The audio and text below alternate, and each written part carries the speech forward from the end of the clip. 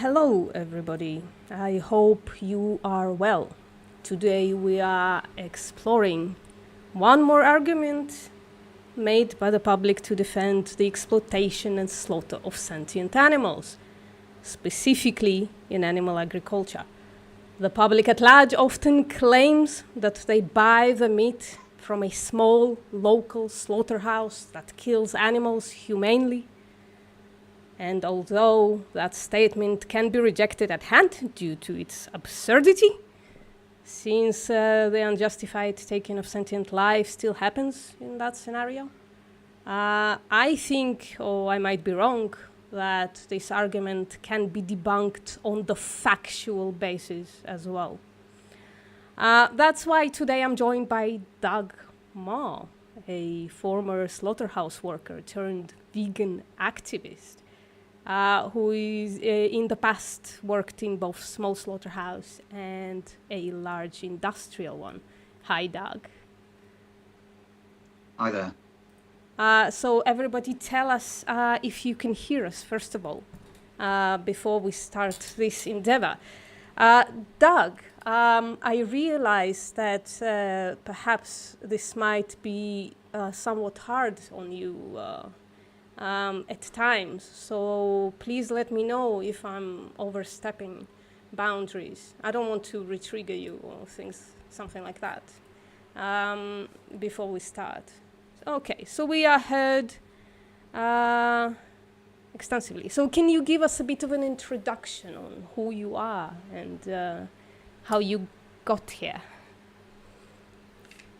Okay, so my name's Doug Moore. That's M-A-W. I go under the pseudonym Vegangelical through my social media channels, and I've been vegan now for 28 years, but I worked in animal agriculture for roughly 7 years, maybe a little longer, off and on, but mainly from the age of 16. So my background in slaughterhouses started at the age of 16, and I continued even going on to work during my breaks from university as a mature student in animal agriculture as well. So that's a very brief resume. Okay. And what was your, I can ask, what was your job in this environment? So initially, when I started at 16, I was too young to have a killing license, which you require to do the killing, certainly in the UK. So they put me in the gut room, and I would be gutting the animals, getting rid of dealing with the stomachs, that kind of thing. And at the time, you'd attach I don't want to be using graphic language, but the sphincter to a tap, and you turn a tap on, run until the water is bloated out the intestine, then run a knife across, and that intestine would then be used as sausage skin and that kind of thing. All the things that you would find inside an intestine were obviously flushed out onto the floor. That was part of my initial thing, also dealing with skins, heads, that kind of thing, and catching animals and presenting them for slaughter. So obviously when it was a very small family-run slaughterhouse that I first worked in, so they weren't massively staffed, so I'd be drafted in to help with the catching and very quickly moved on to helping with the stunning as well. As a still not licensed slaughterhouse worker? Yeah. Okay. So I'm just trying to understand, because I'm not familiar in my cultures, in whichever cultures I grew up in, with the term butcher, right? Or with the experience of what a butcher is. So a small slaughterhouse, is that the butcher? No, a butcher. So I was a butcher as well, and a butcher it's like a shop that sells flesh products, basically. So what happens in the slaughterhouse is where the animals are killed, then they're moved away to a butcher who will sell them. So the butcher would be cutting them into smaller pieces to sell to the public. Yeah, I'm just because I'm in a homesteading group and I lurk on their posts. So they claim those who are too chicken shit to kill their own animals, they say they take them to the butcher to be killed. So I guess maybe it is like an operation. Or That's definitely not what butchers do in the UK. The only people who kill animals in the UK are well, slaughtermen and vets and farmers. But vets and farmers, in exceptional circumstances, animals that are killed to be sold to the public have to be killed through a slaughterhouse. okay, I understand. So I guess maybe it's like a cultural thing because most homesteaders are in the US and Canada and stuff like that. So maybe there, a butcher is like and actually like a small slaughterhouse or something like that. Okay, so I have questions. I have minute questions about like the minute details of what a slaughterhouse looks like and what it operates like. I think we should start with the small operation. What do you think? Okay, that's fine. Yeah. So, small, how do you define that, first of all? Like, is it how many animals it processes, or the facility itself is kind of small? What is meant by small here? Yeah, a little bit of both of those, really. So they're not big units and they deal with a smaller number of animals and obviously far less staff than the industrial slaughterhouses, which are, there's a farm I did an action at recently, sorry, a slaughterhouse I did an action at recently that will do 4,000 pigs in a day. The one I was working at, you'd probably do 30 to 40 cows, maybe a couple of hundred sheep, and maybe 30, 40 pigs in a day. So about 200 animals a day. Yeah, much smaller than most of the ones you'll see today.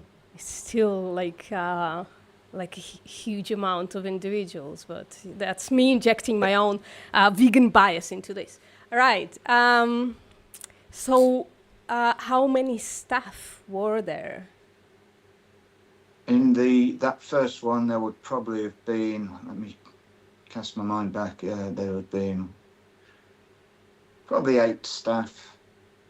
And what are the jobs?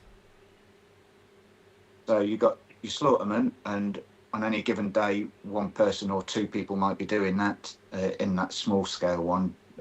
Obviously, many more would be doing it in a larger one. Yeah. We're talking about just the smaller one for now. I think we can move on later. Yeah.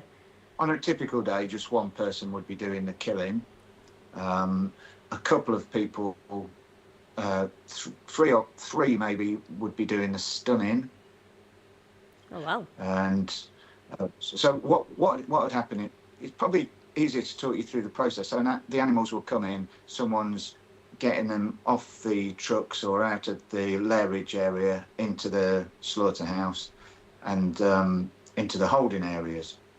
And then they'll move them from there into an area where they're stunned. So you might be doing multiple jobs. So some of these same people are doing multiple jobs. So you might have 5 or 6 people working at a time in this area who are catching, then presenting the animal to be stunned, and there might be three staff stunning them, someone killing them. So by stunning them, I mean, let's take for example the lambs.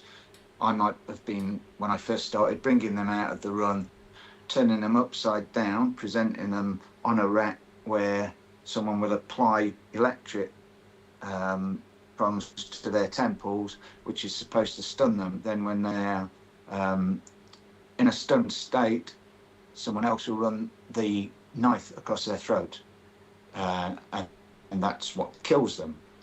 And then there'll be someone else will hook an S up through their Achilles tendon, hang them by the foot onto an above the head conveyor kind of thing, and then others will start dismembering them, well, gutting them, cleaning them, dismembering them, and then they'll move on to the next.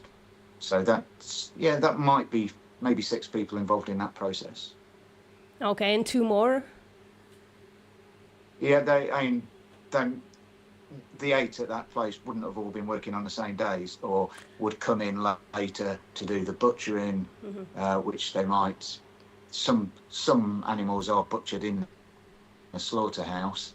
By butchering, I mean cutting up to smaller pieces to send to the butchers. Yeah. Understand. So you might cut a cow into quarters, for example.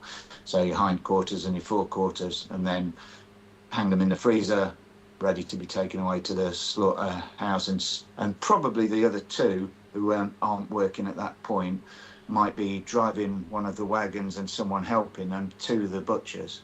So they fill the wagons, take them to the butchers, and distribute them.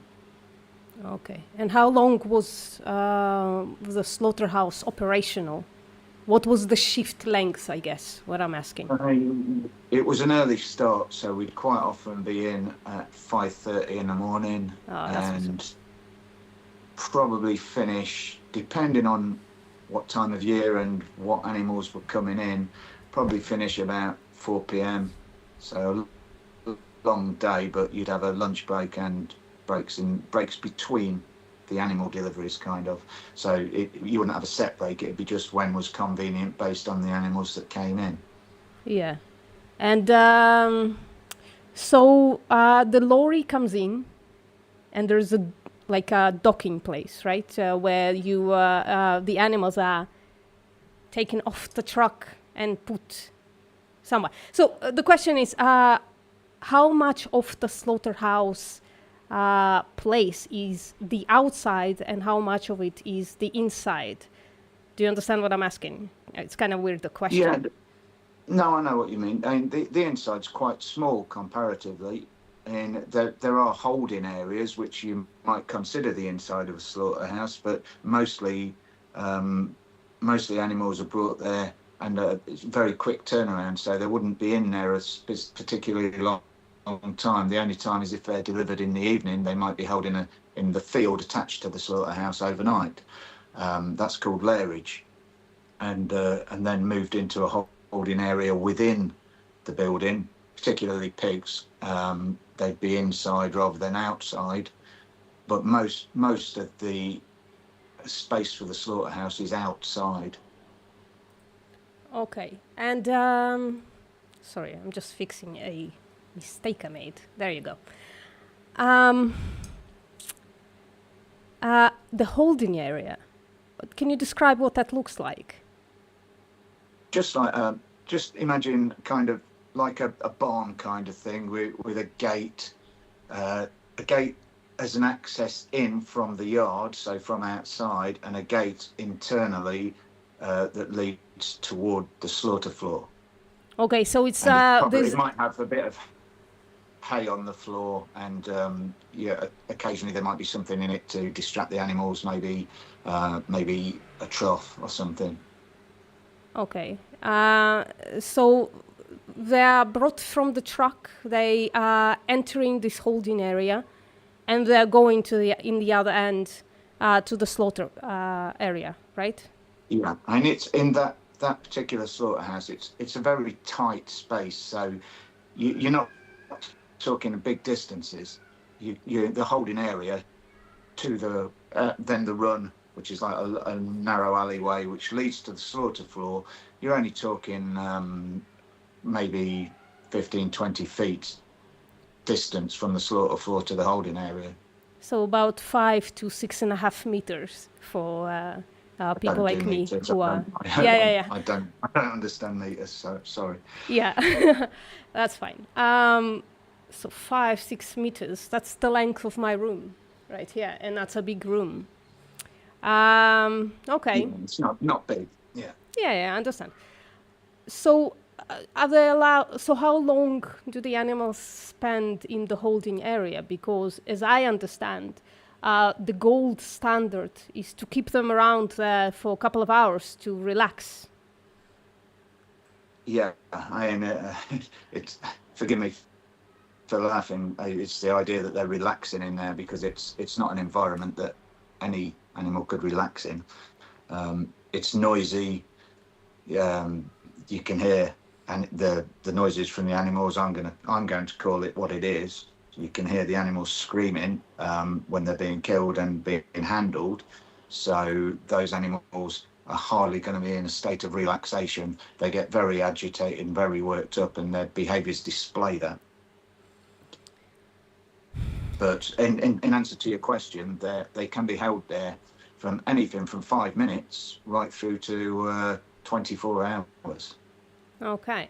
So not the gold standard of couple of hours of relaxing in a calm area. So there's just one holding area. No, I mean, there's also the lairage, which is the field, Yeah. which would be attached. So if a group of animals are being kept overnight, say for example lambs or cows, they might keep them in that lairage area. It's a lot easier not to do that for the slaughterhouse, so they try not to, because then they've got to round them up again. So they try to keep them indoors if they can. But yeah, they might be in a lairage area, which is it's a lot more relaxing for the animal to be in that area, although they've then got to go through the stress of being recaptured and moved on again. So what does capturing look like?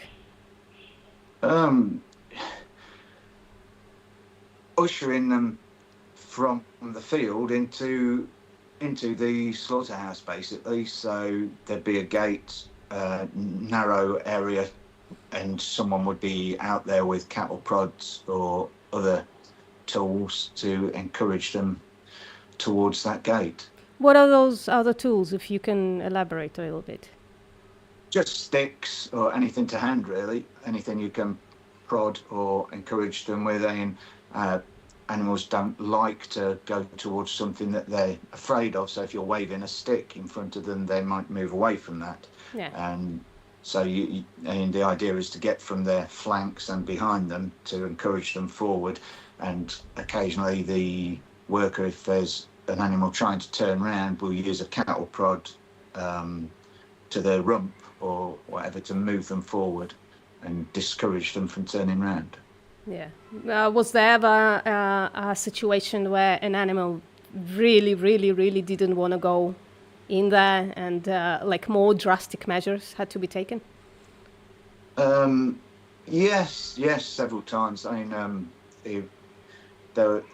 it's particularly difficult with pigs, so that's why they don't tend to keep them in the fields. But we had pigs that were actually in the yard, got into the yard because they were so difficult to herd through the gate, because they're very, very aware of their surroundings and they want to escape. And they quite often would get out into the yard, and one or two would be very difficult to get back once they were out there. So that required different methods to get them. Yeah, and those are. Can I, if it's okay, can you give us a few of those methods? They're not standard practice methods, so you won't see them on most footage. So if a pig's out in an open area, and you're talking about slaughtermen, not farmers, so they're far less equipped to capture a pig than a farmer might be. A farmer might be quite well equipped to be able to catch a pig, but slaughtermen aren't really trained to do that. So there was one time when one of my colleagues, he just ran out into the yard and sort of rugby tackled this pig. So he's holding the pig around the neck with one arm and sort of around the waist with the other, and he's screaming at people to help him knock the pig, hit the pig over the head, that kind of thing. So people are running out into the yard to try and hit the pig with sticks or whatever. But you haven't got the tools with you to do that effectively. And that particular incident ended up with that worker who tackled the pig losing half of his arm to a bite. So it's not easy and not sensible to try and improvise and do things your own way. You need to do it professionally and try and use gates or whatever to usher the pig back towards the building. But that takes time. So that's why people try and cut corners, especially in these smaller scale ones, because they're not equipped to do it. Yeah. Any instances in which a pig that was hard to get into the holding pen being slaughtered just right there outside in the lairage? Yeah, I mean that pig was slaughtered out in the yard, and obviously the guy was taken to hospital, and we never saw him again. But I'm not saying he died; he didn't. He would have lost a significant part of his arm, though. This muscle here just torn from the bone. But the pig was literally killed in the yard and processed as normal. So if a MAF ministry at the time, it was the Ministry of Agriculture, Fisheries and Food was what the department was called in the government at that time. If their vet had been present and seen that happen, they wouldn't have allowed that pig to be to go through the the normal processes and get sent onto a butcher's, the rest of it, because of the stressful way they died. That would affect the quality of the meat, apparently. So yeah, but that was a rare occasion, but quite often pigs would get out into the yard, and ideally, especially after that, people were careful to make sure that we'd got sort of barriers that we could usher the pig along with. But pigs are very, very strong. They're not very easy to do, so it'd take a long time, and people didn't want things to take a long time, and that's why corners get cut and mistakes are made. Yeah, pig. The slaughter weight of a pig is about 350 or 400 pounds, isn't it? That's and bear in mind, just 6 months old. So even more difficult if it's a sow, because they're far, far bigger, because they're much older. Oh, so sows that finished being productive were slaughtered in your slaughterhouse as well? Yeah, they were, and we had, I mean, if we're talking about incidents of sort of bad practice, there was a guy who was on the same scheme as me, but a year later, so he would have been just 60, and this was when I would have been 17. He wanted to be a slaughterman, and he thought he could kill a sow while we were on the break to prove that he's good enough to do this. And he used the same method that we would use to kill the pigs. So the pigs are stunned in the same way or at least they were then. They're now gassed mainly, but they would be stunned on the temples and have their throat cut. So he decided while we were on a break to try this, but he did it with a sow, which is 5 times the size of the pig, and the current voltage that he used was only enough to do a pig. So it just got the sow angry, and it's another incident that led to us losing another member of staff, because it smashed his ribs, it smashed his lung collapsed, he had all kinds of injuries because he was inside the stall with the sow trying to do this. It's stupid, foolish thing to try, but I guess he never became a slaughterman. I wonder what's going on with him now. How often were people rushed to the hospital, would you say? I mean, not that often. I mean, these are extreme examples I've just given you. I mean, most days, one or more of us would get cut, because bear in mind, especially when you're dissecting the animal after they've been killed, and their blood is still pumping for quite a while. Their organs are still pumping. You can still see the heart pumping, for example. So there's blood going round. So you're covered in blood. So it's really easy to cut yourself and not even notice, which can lead to infections. I only ever got one serious infection from that, but it's a regular occurrence to get cut, because you wouldn't even notice because of all the blood that you're surrounded by, unless you actually felt it. And mostly you're numb because it was quite cold in there. So they kept the temperature quite low. And yeah, if you're feeling quite numb and you've cut yourself, you might not notice. So yeah, regularly people would end up popping off to the hospital for stitches or glue up a cut or something like that, but nothing on the level of those two examples I gave you at the start. Okay, let's go back a little bit to the holding area. So animals are not fed or given drink or anything like that before slaughter, right? No. They're supposed to be empty, right? Yeah. Yeah. How long do you think they're fasting? Let's say the nice word. I don't know, because we're reliant on the people who deliver them. So, a journey to the slaughterhouse could be any number of hours. Certainly now it's a lot longer than it was, and we've got to rely on whether or not they were fed. And quite often it's a stipulation now that if they come over a certain distance, the driver of the truck has to offload them at a point into a lairage field to allow them a break. Now, if they're in a field, they're going to be eating, aren't they? Yeah. So, but yeah, I honestly couldn't answer that, so I wouldn't like to guess.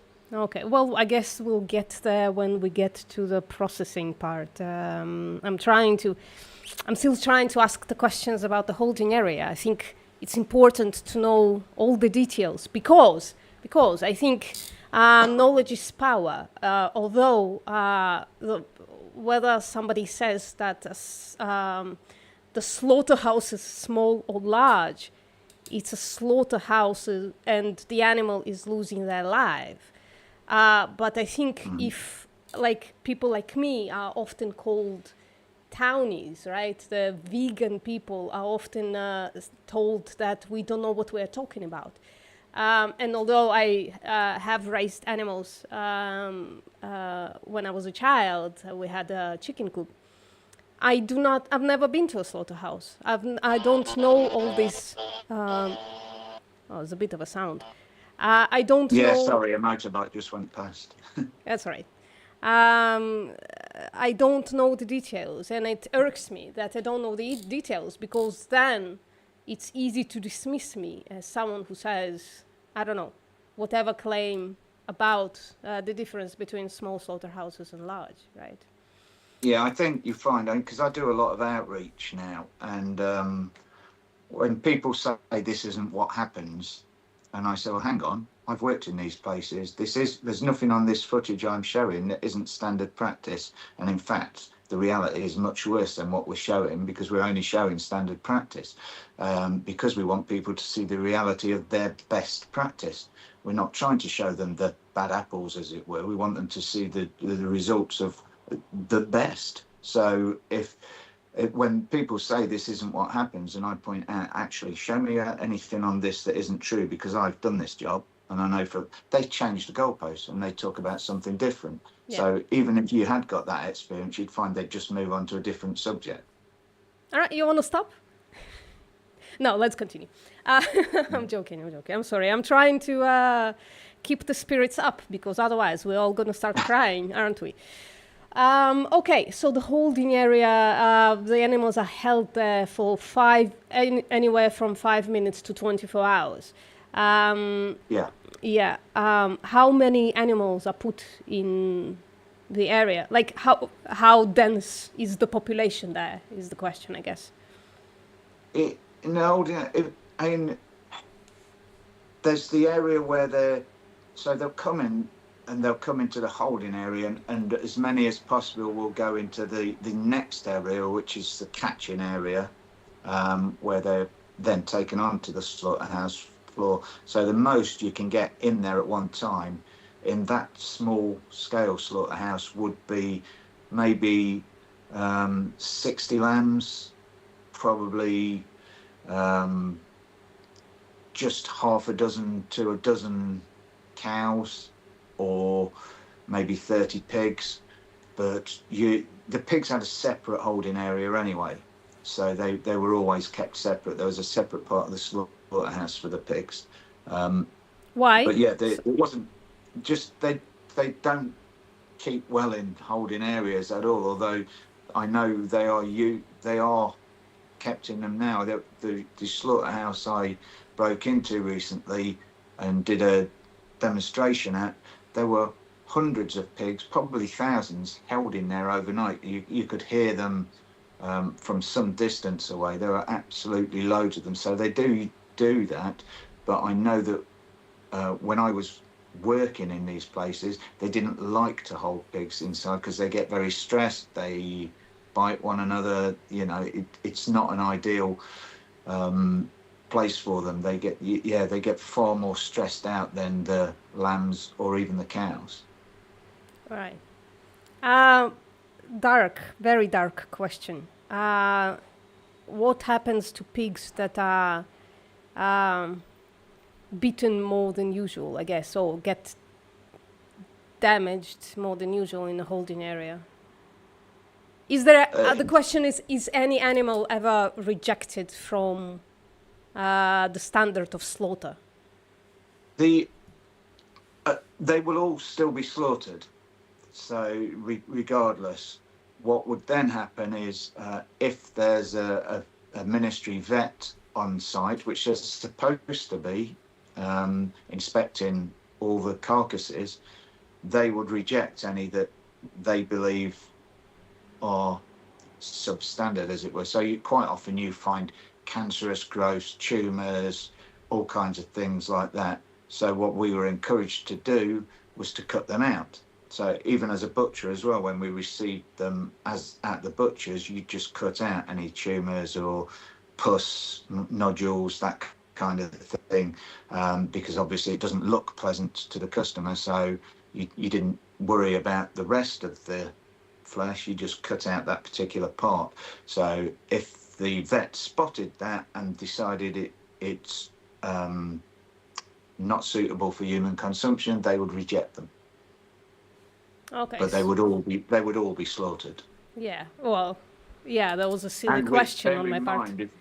Bear in mind, I mean, I'm only thinking about this more recently. Those animals we were slaughtering that may have had infections, we're slaughtering them with the same knives that we're slaughtering the other animals with, so the chance of cross-contamination, however often you wash your knife, is pretty high. You're not going to wash your knife between every single animal if they're moving past you like that. You just won't have time. So that's a consideration I never even thought about at the time.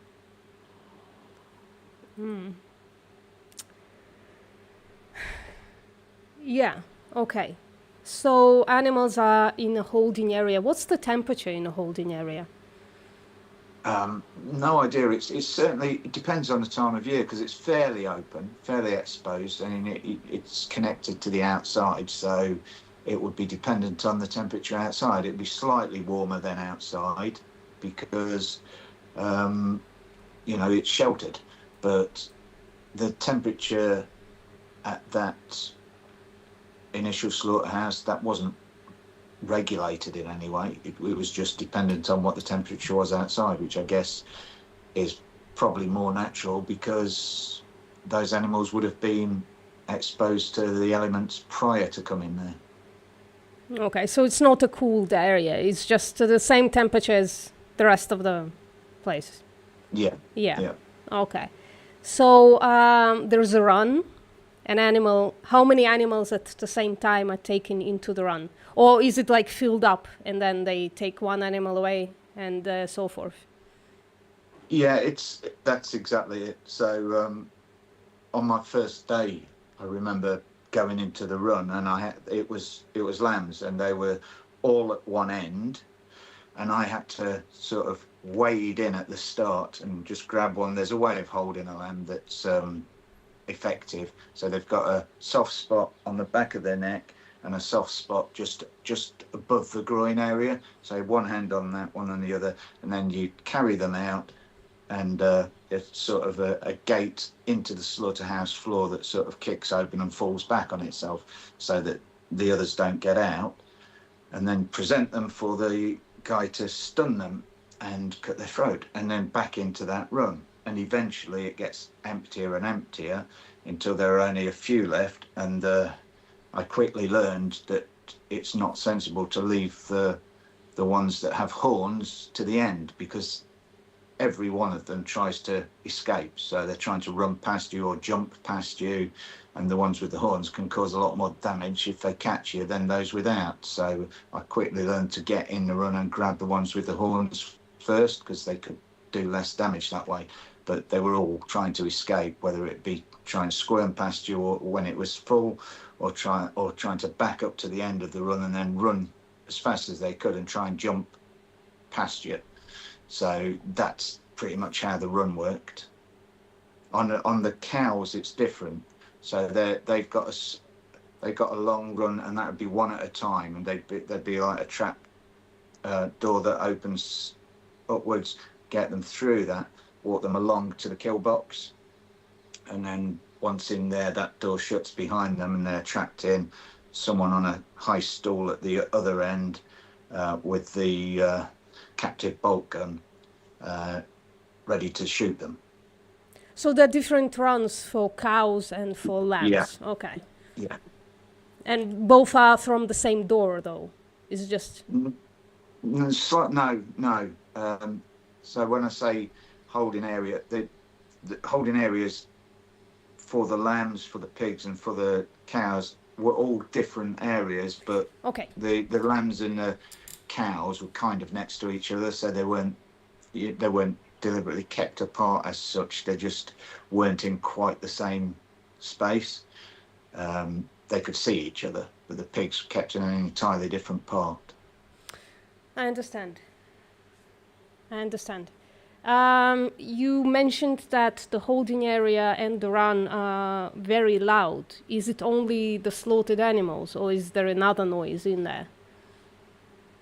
I mean, you've got those animals. Well, there's the noise of the machinery, there's the noise of the staff, and the coolant for the slaughter floor to keep that area cool. And you've got the freezers, they make a noise, all kinds of noises going on, but not just the noises of the animals that are being killed, but the noises of the animals who, I guess, can smell, see and hear what's happening, are reacting as well. So they're not quiet either. And also animals, as they're being offloaded from trucks, make a lot of noise as well, because they're stressed and the rest of it. Yeah, I'm just wondering, right? You told me that the pig that ran outside and injured that worker, that pig was slaughtered, but according to whatever regulations, he or she wasn't, their body wasn't supposed to get into the food system, I guess. So my question is, what's the difference in stress between that pig and a cow who watches and hears and smells another animal die, and they get stressed about that? I mean, I don't see any difference, but according to the vets, there is a difference, and I think it's not just the fact that they were killed out in the yard. I think that is not regarded as a hygienic place to be killed. So the same as if they'd been killed on the farm, they wouldn't be allowed to be sold into the supermarkets, that kind of thing. The farmer might choose to eat them themselves or sell them to their friends, but they can't get into the supermarkets, that kind of thing, if they're killed that way. They're supposed to be killed on the kill floor in the slaughterhouse. Which is known for its hygienic properties. I mean, it's supposed to be, yes, because it's supposed to be clean between kills, but yeah, it's pretty difficult to maintain that. What are the regulations of cleaning the kill floor?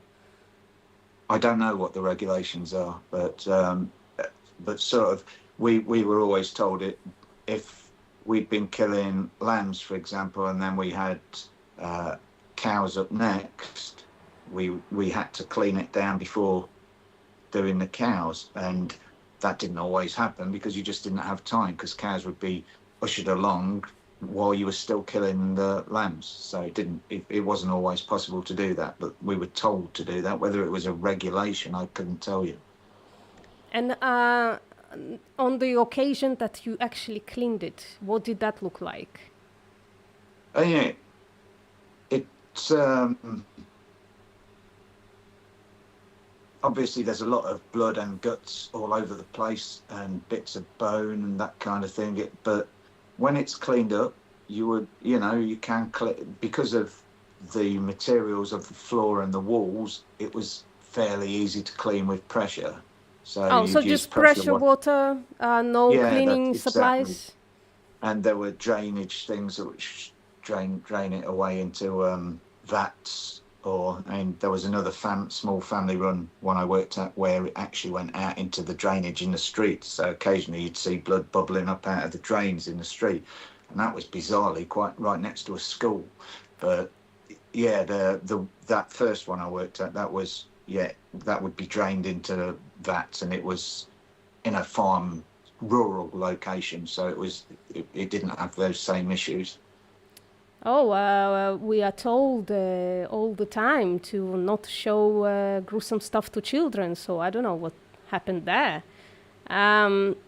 Okay, so the slaughterhouse room itself, the slaughter floor itself is also just a regular temperature. It's not cooled. That slaughter room always felt colder. I don't know how they regulated it. There was fans, that kind of thing in the ceiling, but that was definitely cooler than the holding areas. Okay, and can you say how much? Little, like, kinda? No. Okay. No, cold enough that your fingers were numb. That's cold.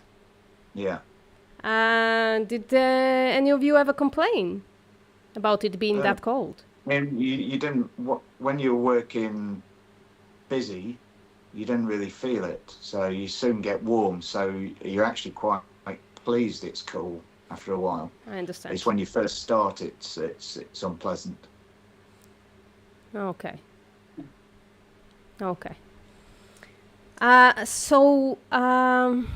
The kill floor is the same for all the animals, or pigs are completely separated? Pigs totally separate, yeah. Yeah. Okay. So you have a small lamb and a large cow kind of killed in the same area. Are there specific apparatus for each of the animals? Yeah. Yeah. Yeah. So there was separate winches that take the lambs round to the ones that you'd hoist the cows from. So cows could obviously only be done one at a time because of the size of them, whereas lambs, you'd be doing multiple lambs at the same time. How do you do multiple lambs at the same time? So there might be more than one of you putting them out onto the racks, or on the rack. Someone stuns them, I bring another one out while they're cutting the throat and trying to get them hooked up. I've brought another one out to the next guy who's doing the same thing, as someone else might be bringing one out as well. So there's more than one person killing them at the same time, whereas with a cow, it's got to be, certainly in that slaughterhouse, it was only one at a time. They didn't have the equipment to kill more than one at a time anyway. So the kill box only holds one cow, and then they drop onto you pull out this sort of trolley on wheels and pull them out into the open yard where someone else would put a hook through their nose and hold their head up so that they could be drained from the neck. Because essentially the gun doesn't kill the cow, the electric doesn't kill the pig or the lamb, it's the exsanguination that kills all of these animals. So it's the bleeding. So whatever people say, that's what kills them. Yeah. So, you know, the captive bolt gun is to stun the cow. The electric is to stun the sheep, lamb, or a pig. But it's the actual bleeding that kills them. So yeah, that's what happens. Okay. So let's move on. If I have more questions, I'll go back. But let's move on to the processing area, which was colder than the slaughter room, than the slaughter floor, right? And then the kill floor. It's the same area. It's just a continuous area. It's just the same room. Okay. Yeah.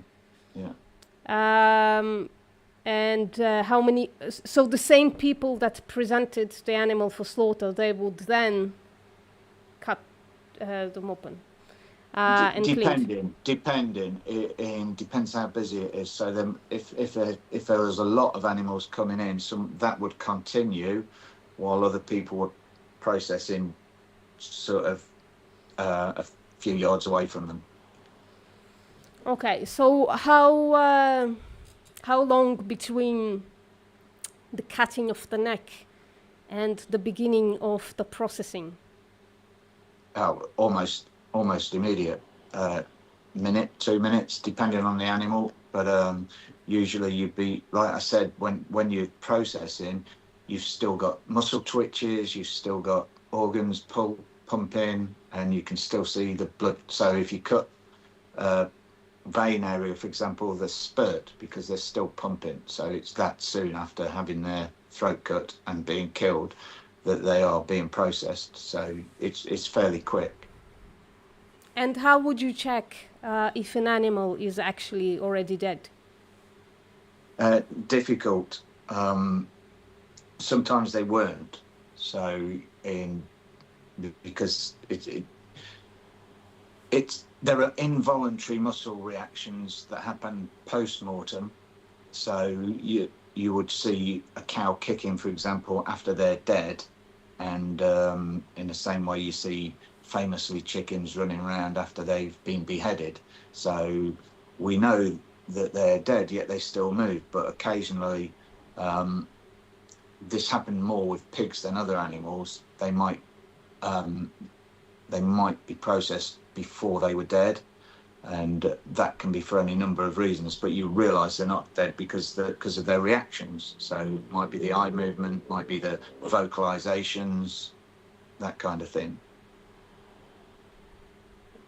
Okay.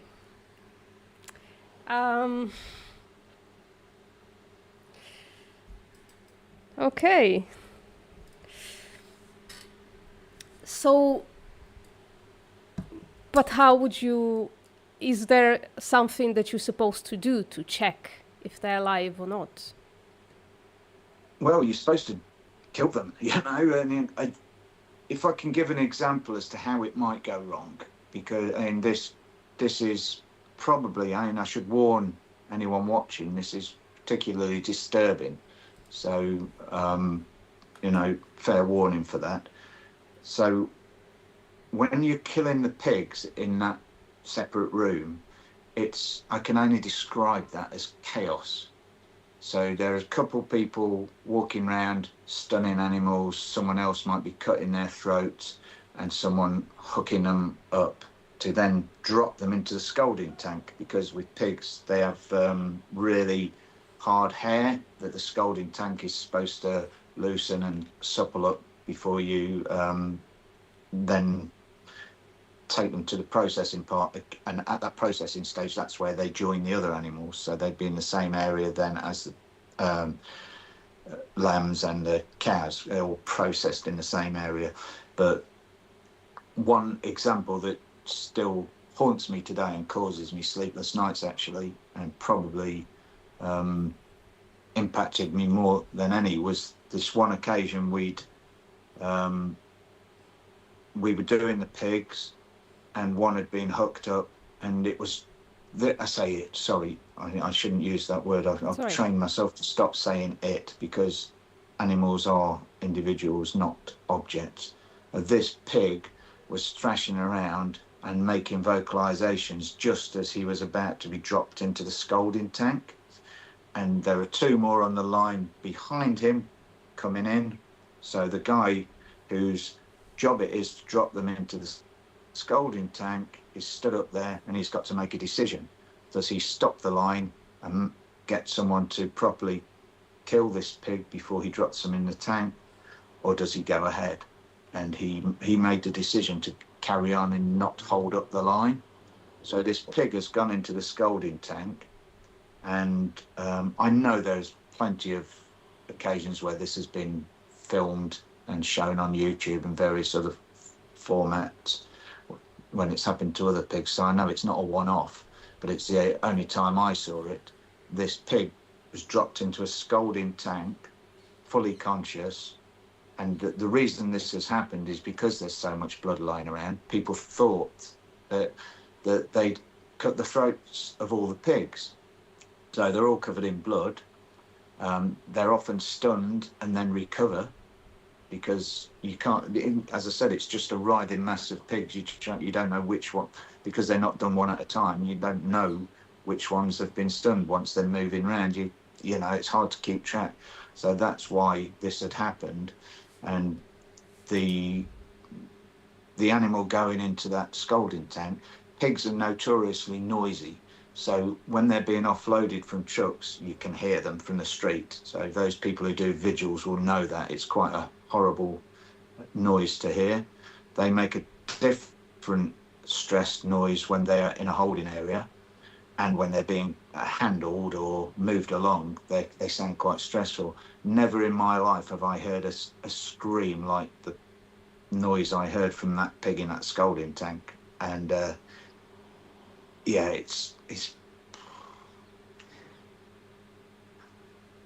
I don't know how to describe it other than it was horrific. So yeah, I think probably best move on from that right now, I think. Yeah.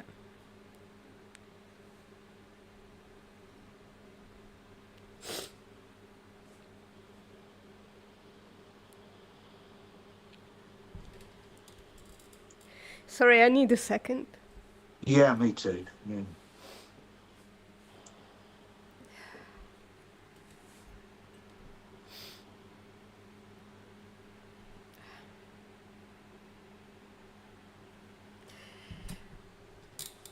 I was trying to stay dry. Okay. Yeah, I can recount that memory many times, and have done in talks I've given, and I'd say 90% of the time I can now recount it without getting emotional, but sometimes it's just too vivid a memory. And occasionally, as I said, that's the memory that keeps me awake at night, and it has caused me probably more trauma than anything else in my life. And I've had some pretty horrible things happen in my life, so yeah, that's the worst.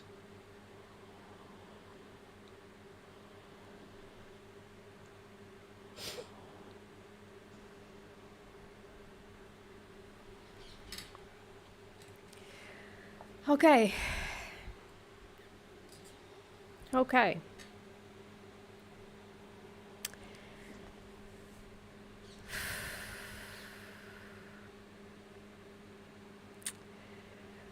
Okay.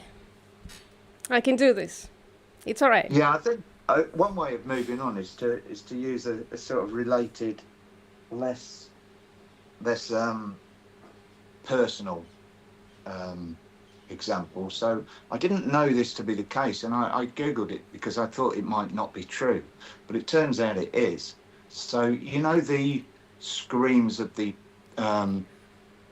girl possessed by demons in the film The Exorcist? Yeah. Do you know what have you heard this? Yeah. What they used to make that sound No. was sound of pigs in slaughterhouses. And I didn't believe that, and then I researched it, and it is true. They used the sounds of pigs in slaughterhouses for those screams.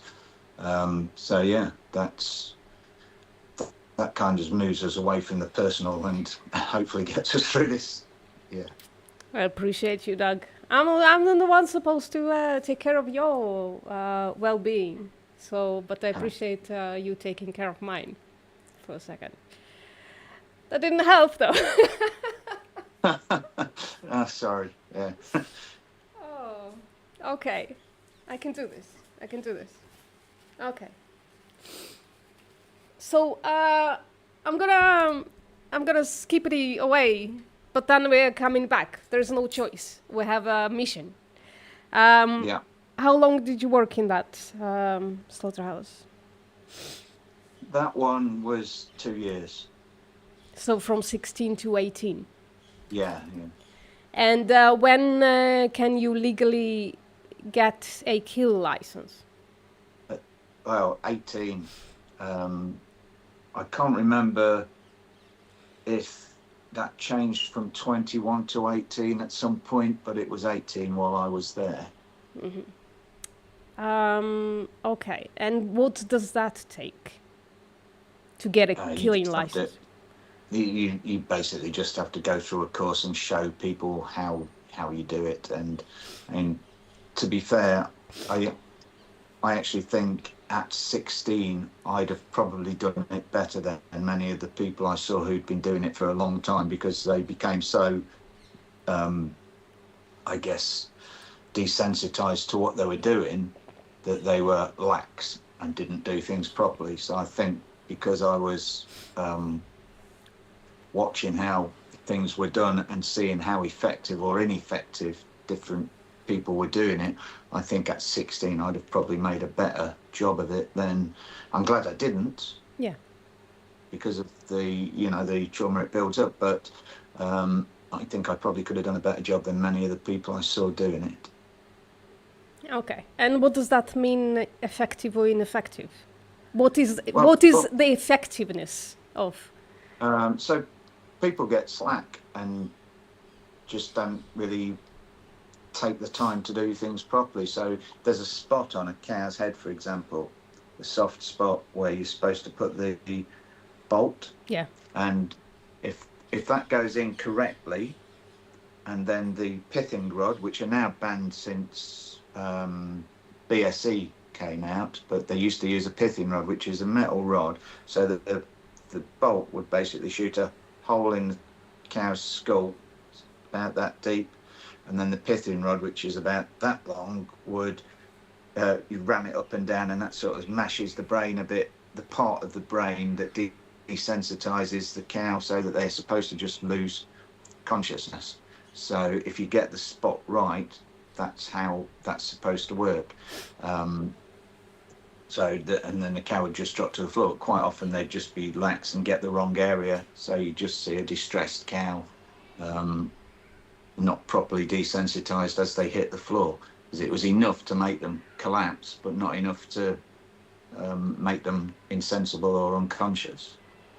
Okay, and then they wouldn't be restunned, they would be slaughtered.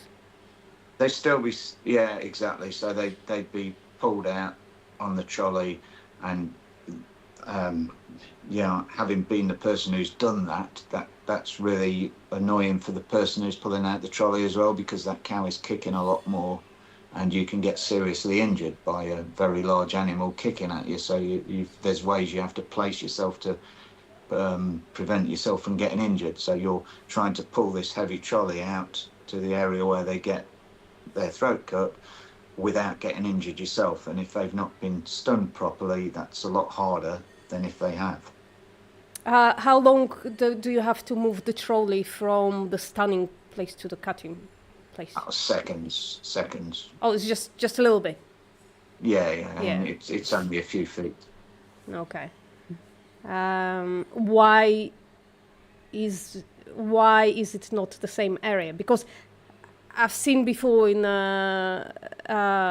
slaughter footage that I edited, for instance, that the stunning box, it just opens up and then the cow is cut right there. But you were saying there's something different. They fall on the trolley. So at the bottom of the stun box, that's it's like a big wheeled trolley that it's kind of underneath the stun box. The bottom of the stun box opens up, and you pull it away so that it frees up the stun box again, so the next cow can go in. But you have to obviously put the trolley back once the cow's been hoisted up. But that was just how that particular slaughterhouse did it. Okay. So it's a lot less organized than I expected, kind of, you know. I expected that people would have more defined roles than everybody just does everything. It kind of, I mean, to a degree they did. I mean, so I tried to describe earlier, there would be people doing the stun and the throat cut. You wouldn't even need to be the slaughterman to cut the lamb's throat, for example. So there were people who were doing that and hooking the animal up, and when it was busy, they would be constantly doing that while someone else is processing. So the less experienced people would be doing the processing. Those who'd been there longer would be doing the stunning and the throat cutting, and the even less experienced would be out in the gutting room and the catching, that kind of thing. So there were roles, but everyone would muck in, really, especially, and you would find in a larger one, people had more defined roles, whereas in these small scale slaughterhouses, people are more inclined to just do what they needed to do at the time. So despite people not having killing licenses, for example, people without killing licenses would kill animals. Oh, do slaughterhouses require like RSPCA approval or something like that? Some do, some don't. They don't require it, but if you want RSPCA assured, if you're part of the RSPCA assured scheme, so that those animals are going on to be sold with a label that says RSPCA assured, then yes, they need to be approved by the RSPCA, but that's a meaningless thing anyway. It's no different to Red Tractor approved. I don't know in your country if you have similar things, but we have in the UK Red Tractor approved and RSPCA assured, and recent investigations have found that they're absolutely no different to those without those schemes. But there is a difference in price, right? Yeah, that's it. It's like calling some animals free range and others not. Literally, the difference is the name. There's very little difference in their actual existence. They're almost entirely the same as factory farmed, and if you call them free range, you can charge more. If you call them organic, you can charge more. There's nothing free range or organic about the chickens we sell as free range in the UK, for example. Okay, my question was, my thought was this small slaughterhouse RSPCA assured, I guess? I don't think RSPCA assured it existed back then. Oh, gotcha. I appreciate you.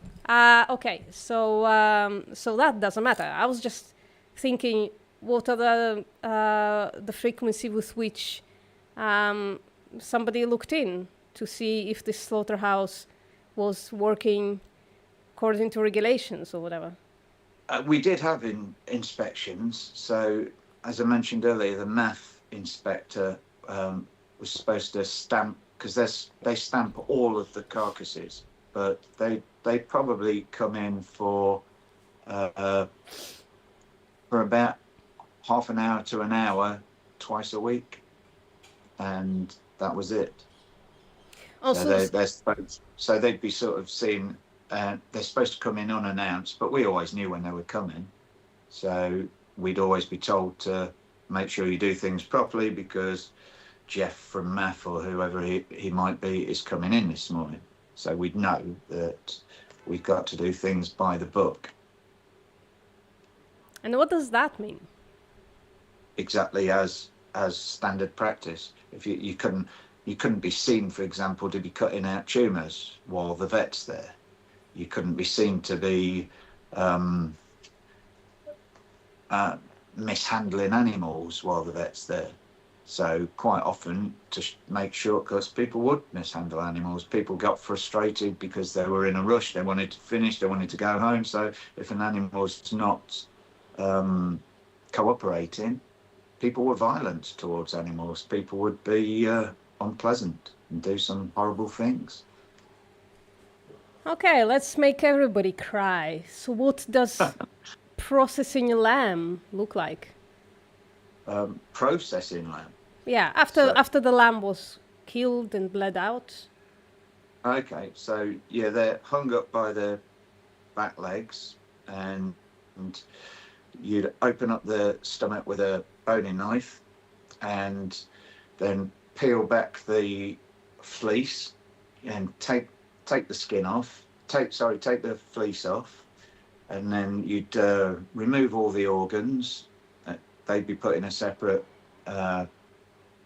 area, so they'd hang, because you can sell most of the organs of an animal. So the lamb's liver, for example, lamb's heart, that kind of thing, they're kept separately and they're used, sold to butchers, that kind of thing. So that's all separated. Then they'd be beheaded, and what's left of the lamb, basically the top half of the legs and the torso and up to the top of the neck, that's all that's left of them. And then they'd be placed on a slab and probably sawn in half, and maybe again across the saddle, so into Quarters. Quarters, yeah. Then hanged in the freezer and put on a truck to send to a butcher's. Okay, how long between... we'll get back to that in a second. I'm just trying to survive this. How long between the moment that you hung the corpse to when it's getting picked up, I guess? Oh, it depends. I mean, they could be sat in a freezer for a couple of days. Depends on deliveries and what the butcher's requirements were. So that particular slaughterhouse would serve probably a dozen butchers, and someone would go out in a truck and deliver to them twice a week, maybe. So probably every 3 days. Okay. Have you ever had a freezer so full that you couldn't pack it up anymore? I've broken my nose in a freezer because I couldn't turn. As I turned, I caught my nose on the H bone of a cow that was hanging, side of a cow was hanging there, and my head kept moving and my nose didn't. So that's why I've got a misshapen nose. So yeah, the freezer was regularly very full. Oof. That sounds, on par with this conversation. Anyways. Yeah, well, I'm an ex-boxer, so breaking my nose is nothing really, but yeah, it wasn't pleasant. Yeah. Okay. Were there ever, were there any leftovers that weren't sellable to the butcher? Any what, sorry? Innards and those legs that you couldn't sell to the butcher. Yeah, so other parts, there were like bins out the back that we chuck heads in, for example. Most parts were used in some way, shape or form, but there'd be like heads of cows, that kind of thing, and they'd go off. Some of them would be taken by butchers anyway, because they'd sell them back then. You could, again, before the BSE crisis, you were allowed to give bones to people in bags for their dogs, that kind of thing. So people would take those, but a lot of them would be taken away to be used in other industries, like, for example, sweets, manufacturing of sweets. You crush up bones and use them for that. And there were very few parts that were not used, and obviously the content of the stomach wasn't used. Even the stomach lining would be sold as tripe of a cow, for example. The the interesting one was in certain cultures, there's an interest in parts of the anatomy of an animal that you aren't allowed to sell.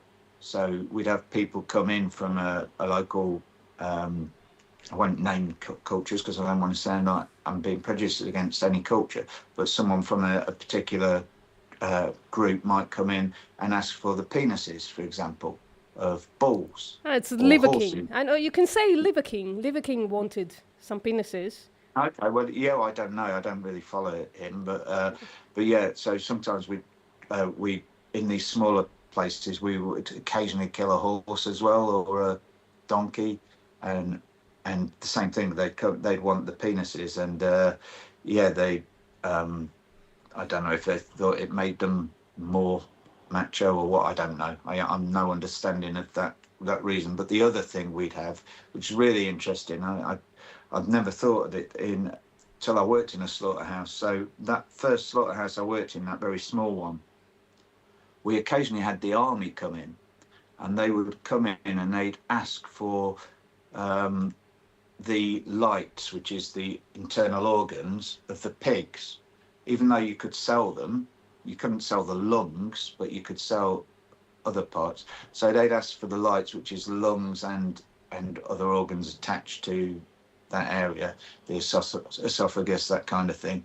And they'd take them away. And I asked them one time, why do you want these? And they said, well, what we're doing when we're out on exercise with the new recruits, we make it look like people have been bayoneted, and we have these hanging out of shirts because they're so similar to the human organs that it looks, and we need to see the reaction of the recruits when they see this. So that even the lungs and esophagus we use in some purpose, even if it's a rather bizarre purpose. But yeah, there was all kinds of things used in different ways. Very little was not used at all. So whatever purpose they were used for, it all went something. It might even be pet food, you know. Okay, so but everything was sold. Nothing was given away, right? No, I mean we'd give away those things to the army or the penises. And someone might hand the slaughterhouse owner some cash in hand. I don't know, but we never really bones as well. We'd quite happily give away. If people came in, got a big dog and they wanted bones, you know, we before BSE we never even thought about it. We'd just give them away. But yeah, there were parts that you were happy to give away. Yeah. Okay. So the point I'm kind of trying to make, that I've been making for a while, even the byproducts are kind of part of the final line of profit. So I think. Yeah, I mean, if they weren't killing animals for the flesh to be sold as steak or whatever, they might be killing them to make sweets. You know, so when you're eating I can't remember what kind of sweets they are. You know, they use. Yeah, there's all kinds of sweets that contain this crushed bone, basically, and yeah, all these products, they're just as culpable in that animal's death as the flesh or any other part of the animal, the fleece or whatever. Okay. Do cow skins sold for leather? They were separated and sold. I don't know who they sold them to. I never asked, but I presume they would have gone for leather or for other purposes. I'm not sure. Now I wanna know what other purposes means. Well, I can't think what else you might use a cow's skin for. Rugs, maybe. I don't know. Yeah. Okay. So I think we made that point. Shall we move on to the large operation? Or what Okay. did you do after 18? You stopped working in that slaughterhouse. Did you move on to another slaughterhouse? Yeah, I actually the next one was a large one. I then moved on to the one that was in near the school after that, the small another small one. But yeah, the next one was a large one. It was um, inside a factory by the railway station in a town centre. So it moved from a rural one to a sort of um, what you'd call an industrial one in a major factory, which was called Robert. It's now called Kerry Foods because it's a multinational thing, but back then it was called Robert, and it was famous for pies, but it had its own slaughterhouse. Okay. How big was the area? The Um, Much bigger. So you're talking um, this this one didn't have lairage, so there were no fields, so they would only have animals brought in that day would be killed that day. So they didn't have an area where you held animals at all. But it was still, so there was no large outside area, only the area to sort of drop off animals. And the inside was huge compared to the previous one. You're talking maybe size of a football field. I have no understanding of what that looks like. Oh, football, English football. Yeah, yeah, I know what that looks like. Yeah, Usually, when people say football field, they mean the American football, but yeah. I English don't know football. why they call that football because they use their hands, so it's not football. But yeah, that's a Yeah, cultural difference. We'll have to. they use the leg once there to go Yeah, put it through the gate meaninglessly. Absolutely. exactly. Yeah. But yeah, what an English football field looks like, I have an understanding of, and that's Yeah, incredibly that's what I'm large. talking about. Yeah, yeah. Yeah. How much was the inside area, and how much? You said there is no layerage, so there's no outside area basically. No, the only outside area was like the car park and the area to drop off animals, and they'd be dropped off into a sort of gully gate that went straight into the slaughterhouse. Yeah. Pig's Dream, be careful. Pig's Dream is an American at large saying soccer is not football. All right. Let's keep the spirits high, I guess. So, how many holding pens? Well, no, before that, how many varieties of animals was this slaughterhouse handling? In Roberts was mainly pigs, but also occasionally cows. There were no lambs killed there. Okay, so mostly Almost all pigs. pigs. Yeah. Almost all pigs, yeah. Okay, so still separate holding areas for cows, or There, there weren't any holding areas. They were just brought in and killed. So in a by holding areas, I mean areas of lairage, areas you could keep them for any significant period of time. They were literally off the truck straight into the what you might call a holding area, but I wouldn't. It's just an area right next to the slaughter floor. It was large, but there was there no weren't enough separation very. between the two? Yeah. The reason I wouldn't call it a holding area is because they were in there for such a short period of time. They would be funneled straight to the slaughter floor, really, from that area. So as soon as they came in, the first few would be taken straight to the slaughter floor. Okay. Is there any difference between what the slaughter in the small slaughterhouse looks like and the large one? Yes, definitely. I mean, in the small one, it was far more. I have to use pigs as a comparison because it was almost all pigs. So in the small one, whereas it was just chaotic mess of writhing bodies, in the large one, that was far more organised, far more structured.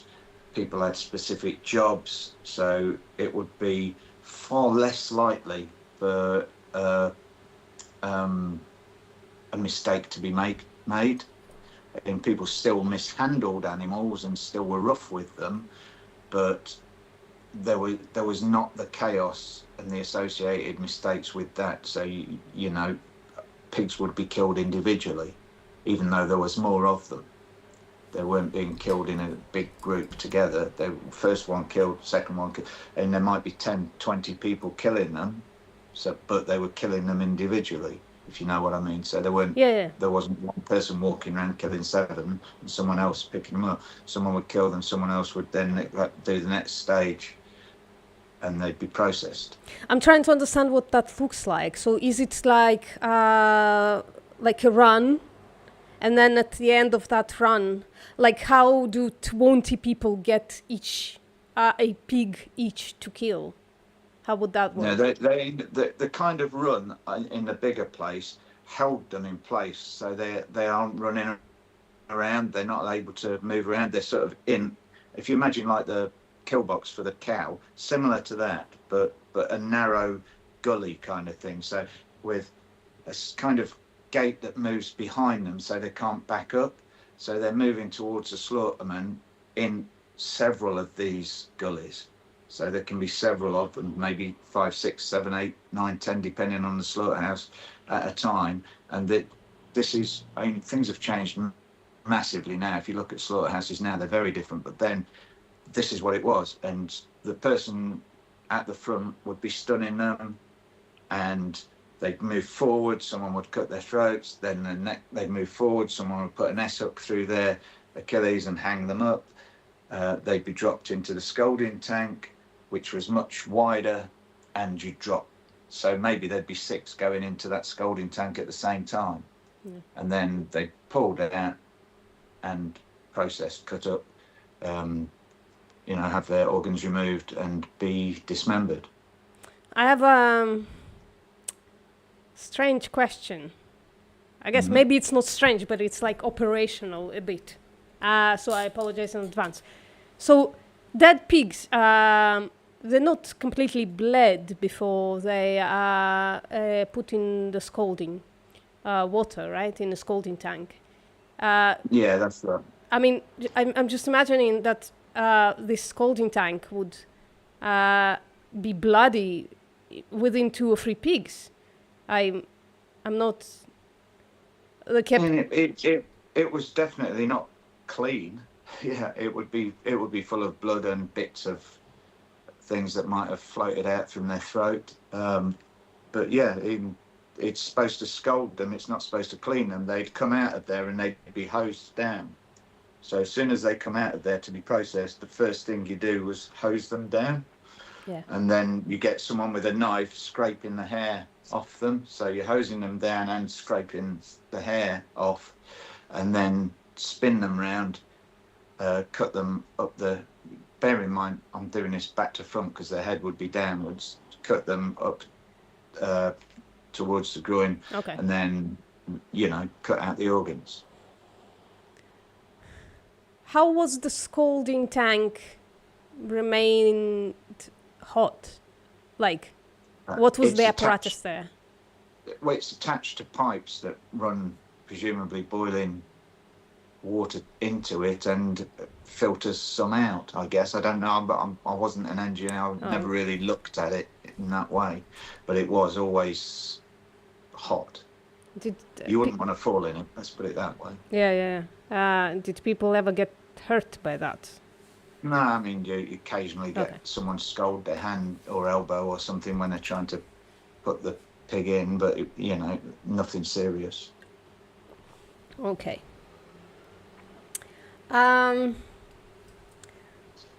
If you could, I know you can't really say that with certainty in any kind of way, but if you were to compare the 2 pigs, one is being slaughtered in a small local slaughterhouse, humane slaughterhouse, and the other one is slaughtered in the industrial one.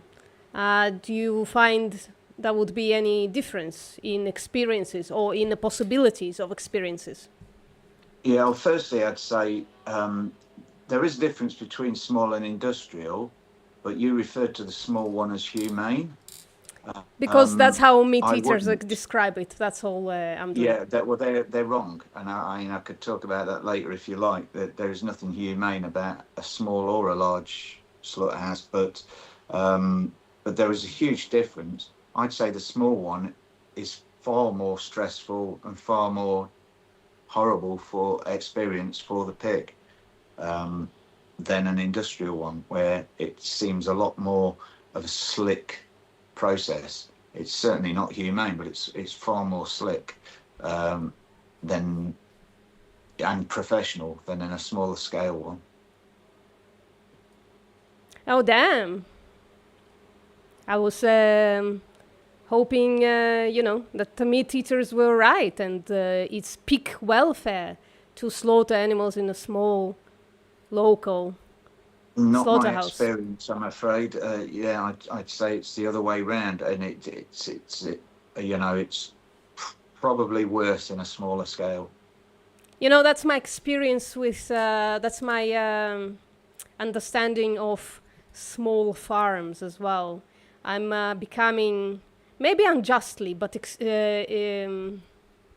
increasingly convinced that there is a potential, if we consider not an abolition, but like welfare questions about it, that small farms, homesteads are sometimes far worse for animals than. Yeah, because they're not scrutinized as much.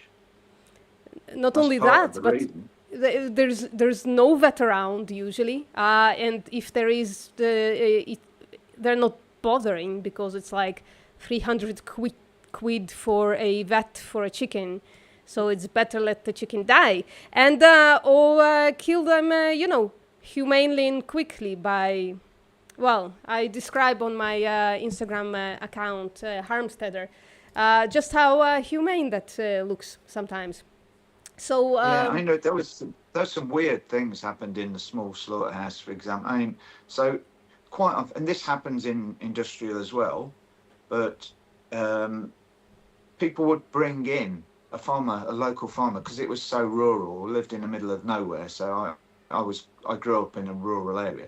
So this slaughterhouse was very rural, and local farmers would bring in an animal like a ewe who was struggling to give birth, for example, and after having a word with the slaughterhouse owner, they bring the ewe in, and one of us would have to cut this ewe open and remove the lambs uh, from her womb without any anaesthetic, without no vet present.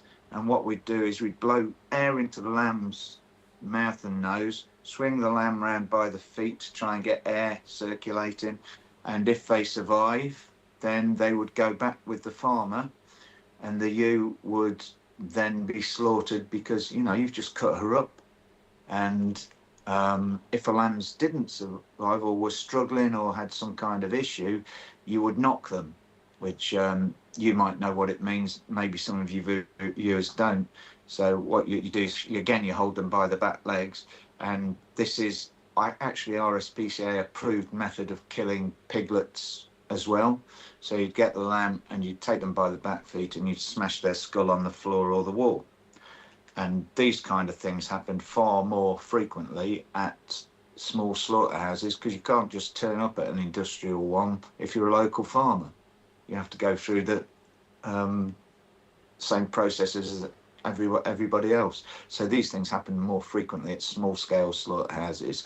I'm not saying that they wouldn't happen at industrial ones. If they could, they probably would.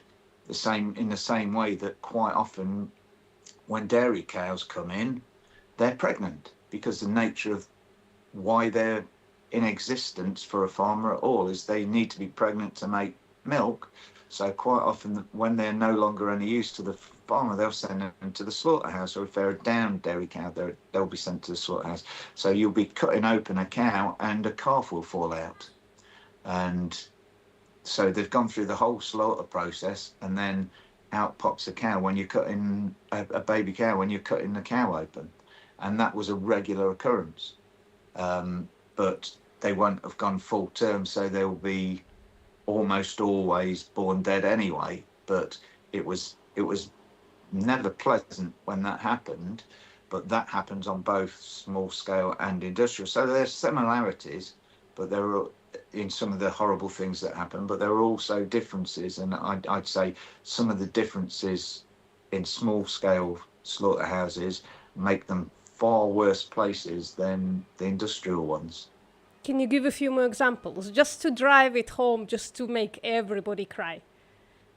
Well, like I said, the mistakes that are more common in the small ones because they're not so professionally done, like that the example I gave you with the pig in the scalding tank was highly unlikely to happen in the industrial one I worked in because they were dealt with individually. So you'd know that they'd been stabbed in the throat, and whereas you couldn't be as sure in that small scale one. I mean, that's probably the strongest example I can give you. There are other examples, but that's probably the strongest. So if that's not enough to show someone that it's worse, then I don't know what is. Yeah, that's I can't think of any example that come close to that. So I think probably best leave it at that one. Yeah. Why do you think? So we, both of us, experience from different places. You are more hands-on, and I'm more by stalking homesteader pages. We are both kind of convinced that small local farms and small local slaughterhouses actually worse for the animals' welfare, which is what meat eaters care about, because they don't care about the actual rights, right? They don't care about animals surviving this endeavor or not having their rights violated. But if one cares about welfare so much, how come, if you could guess, there's such a disparity between what the public thinks happens on small farms and small slaughterhouses? I have an idea, and it's the image put out. I mean, we grow up with these images of we have these toys of farms with the little pigs and the cows and the chickens and the rest of it, and this open looking farm, which is you wouldn't get on an industrial farm. You're not going to get toys of rows and rows of farrowing crates, for example, and rows of circles of cows on a milking unit, are you? It wouldn't be encouraging for it. So people have this image of small as good, and to be fair, there are some advantages to a small slaughterhouse. For example, since they closed most of the small slaughterhouses in the UK, there still are some, but most of them are closed down. The travel for the animals, which is a very stressful part of the whole process. So however you've reared an animal, they've still got to be transported to a slaughterhouse, and they've still got to go through that slaughter experience. So they're going to suffer in both of those ways, regardless of how you've treated them up until that point. With a small slaughterhouse, that journey time is usually much, much shorter because they serve local farms. Yeah. So that is, I mean, to be fair to small slaughterhouses, that is an advantage. And from a welfare point of view, that's reducing some of the suffering that those animals that are travelling much longer distances are going to incur. I mean, I do vigils now, and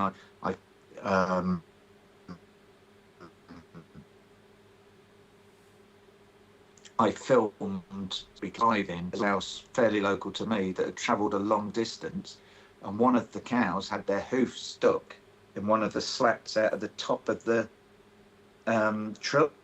Sorry, Doug, you got frozen a little bit. Can you repeat? Yeah, you disappeared from the screen. So yeah, I was saying I do vigils now, and a couple of years ago, maybe a year ago, 2 years ago, I'm not sure when, I filmed. You'll find it on my TikTok. I filmed a dairy cows coming into the slaughterhouse, and this lorry had travelled all the way from Wales to Guildford, which is in Surrey. So it's a long, long journey. and one of these cows had her hoof stuck in the slat in the side of the truck, one of the high slats. So they'd obviously got their leg into a really, really awkward position, got their hoof stuck in the slat, and the noise coming from that truck was pretty horrible. Obviously distressed that cow and those around her. Now, I have no idea how long she'd been like that. It might have been just up the road, or it might have been that entire journey. But I was not happy with the driver, and told the slaughterhouse, and I said, this is unacceptable, you know. And whatever happens, however that animal's transported, they're going to have the same outcome. They're still going to be shot. But why put them through the additional stress of a super long journey, and in a particularly agonizing way, because they haven't made, the driver has not made sure that that animal is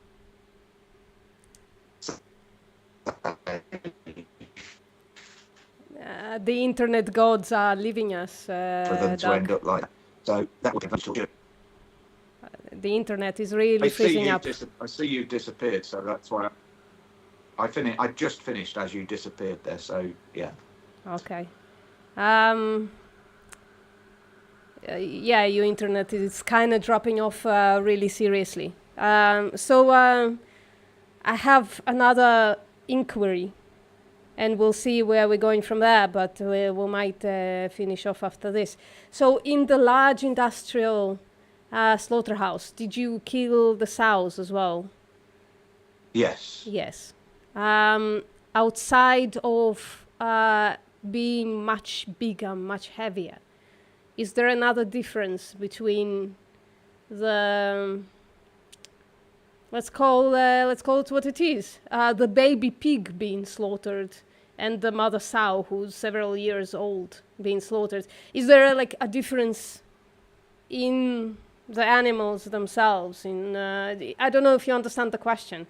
Well, they're killed differently for a start. So you would use a captive bolt gun on a sow. We did anyway. We didn't use electric because there's no way the currents that we had would have killed a sow, as evidenced by that young lad I mentioned earlier who tempted that method. So we used a captive bolt gun because of the size of the sows.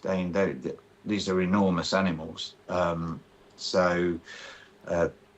They have spent most of their life pretty trapped, so they're not that mobile.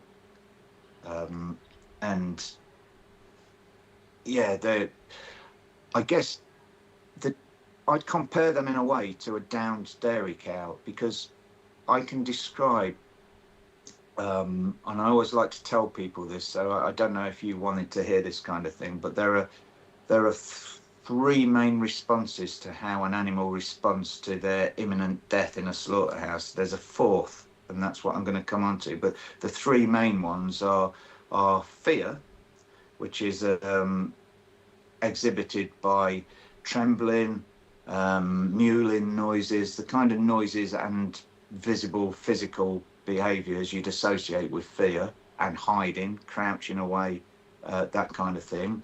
The second most common is to flee, so they'll try and escape and evade the knife. And the third most common is to fight. So you might get a lamb or a goat try and butt you, you might get a pig try and bite you, you might get a cow try and kick you.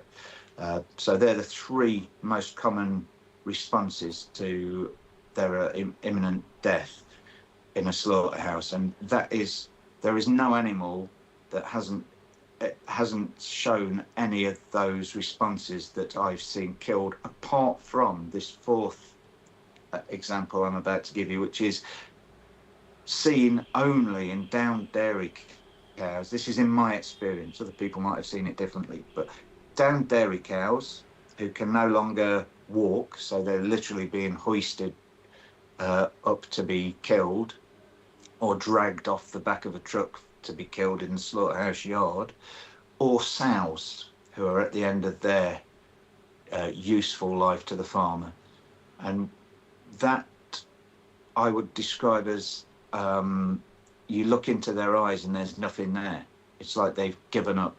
They are literally ready to die. That is the only difference. The only times I've seen, and that's not in all of them. Some of them still show fear. Some of them still try and fight or flee, if to the best of their ability, which is very restricted because of the lives they've lived. But yeah, down dairy cows and sows, you can't look into their eyes on those few instances and not realise that they've given up. I think they're ready for the knife.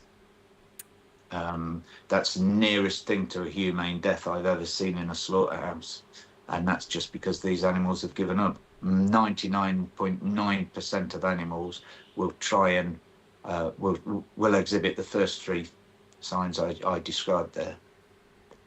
I hope that gives you a picture of how they respond. I think it's important people understand that. Yeah.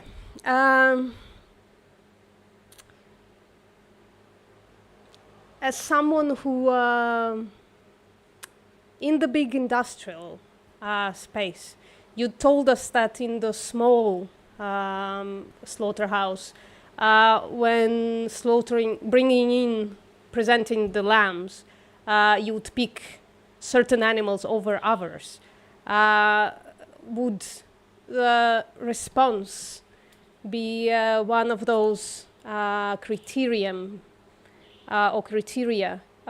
to whom you picking to slaughter first? Yeah, when I first started, I was picking the. Sorry, in the industrial one, did you say? Whichever. No, in the industrial one, you got no choice because they filtered through to you in order, so you just take them as they come. But in the smaller one, I was talking about the lambs, and the reason I would later on choose the ones with the horns first is because they could cause more damage to you when they're trying to escape. Yeah. Or trying to get past you. So that's why I'd choose them first. Initially, I'd choose the ones that seemed the meekest first, the ones that were cowering and hiding, because they were easier to pick up. But I quickly learned that was not the best approach, and you're better off saving them ones till last, because you don't want to be giving too much space to those that can cause you harm. Yeah. I'm just wondering if the response of an animal is considered during their slaughter in any kind of way. Oh, I see what you mean. So, if one's a fighter, so exactly, you'd want to get that one dealt with quickest. Yeah. Okay. I don't know. Again, we're talking hypothetically here. If welfare is something that you consider, I mean, the humane thing would be to kill those that are scared, right? First.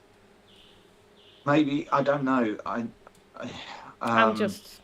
We're all different as well. I mean, this is how I chose to approach it. So I wanted those who presented the largest danger to me to be dealt with first.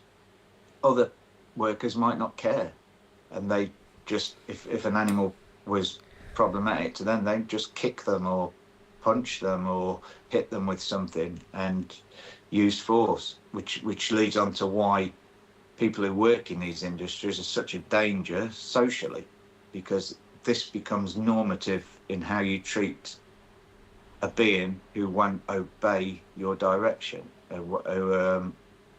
So it's not a great leap to see people who work in these industries become domestic violence perpetrators or child abusers or violent members of society, as well as becoming alcoholics, drug users, and all the rest of it. So you'll see a lot of violence in a slaughterhouse, and the people who work there will quite often go out socially and be violent as well. Yeah. A couple of days ago, Jess. Yes. Yeah, she was streaming on her conversations on home TV, and a very young lad came up, and he was incredibly agitated from the beginning. Of course, he didn't know that Jess is vegan at that moment, right? But it was incredibly agitated, and it was really had a death stare in his eyes, and it was really quickly discovered that he's a farmer. He's an animal farmer.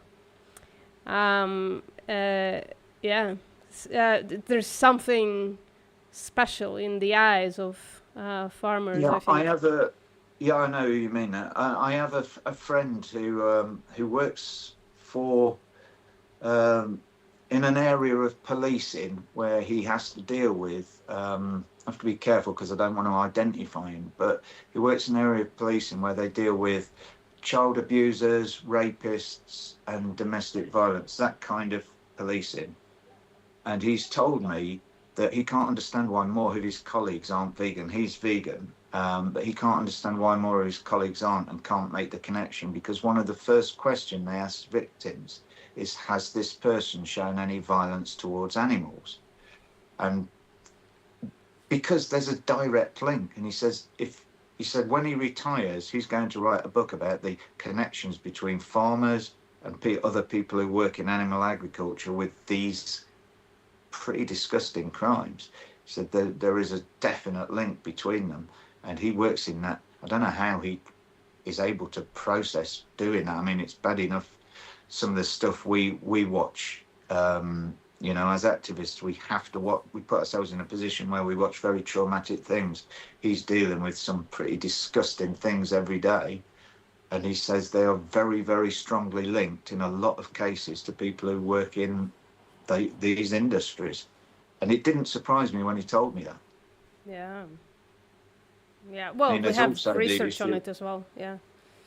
Sorry. No, I was just going to say there's also the issue of self-harm, and people in these industries, farmers have the highest suicide rate in the UK at least, and there are people who I know, people I've worked with who've harmed themselves, including one person who very graphically killed himself, and in front of his own mother's house. He poured petrol over himself, drank it, and set fire to himself.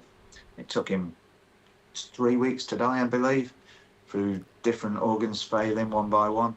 And I worked with him in a slaughterhouse. These jobs mess with your head. They can really fuck you up, I guess. Sorry to use that word, but so the damage is primarily to the victims, the direct victims of this, which are the animals who are being killed in these places.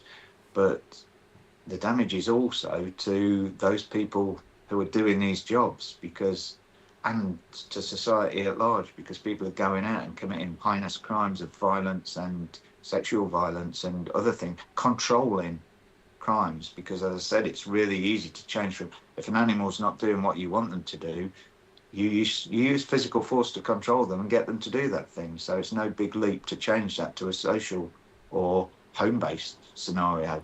So it's, like I said, it's no surprise to me. So the damage is to the animals primarily, but also to those people working in these industries and to society at large. So when people say it's an easy job, or why do people do that job?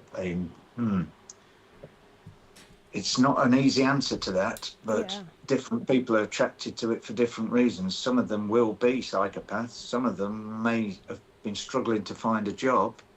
That's what my position was when I took the job. I couldn't get work. So there are all kinds of reasons why people do it, but the effect on them of doing that job shouldn't be overlooked as well. Is that something you considered before you took the job, that it might be hard on you? I didn't want to take the job. I was 16 years old, and we were under Margaret Thatcher's government at the time, and we had mass unemployment, and we had a a scheme that she introduced called the Youth Training Scheme, which is what led me into this industry.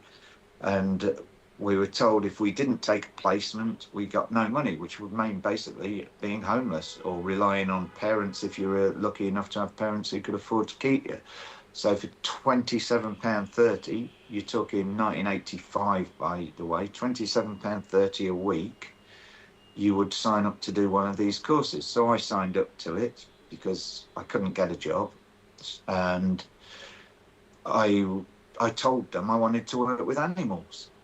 I thought they were going to probably put me in an RSPCA shelter, something like that.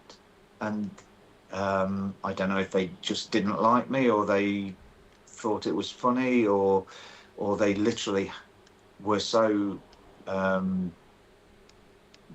disconnected from reality that they thought working as a slaughterman or a butcher was considered to be working with animals.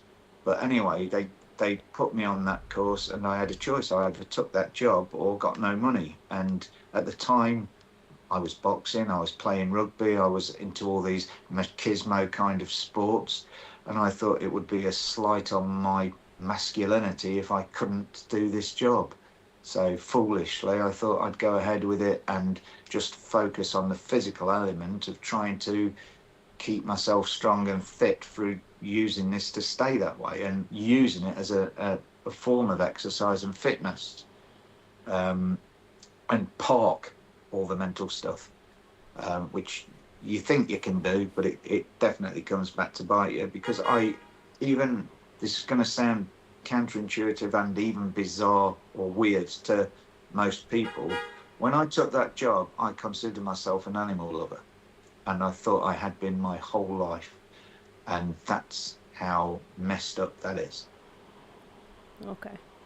I have last slaughterhouse related question.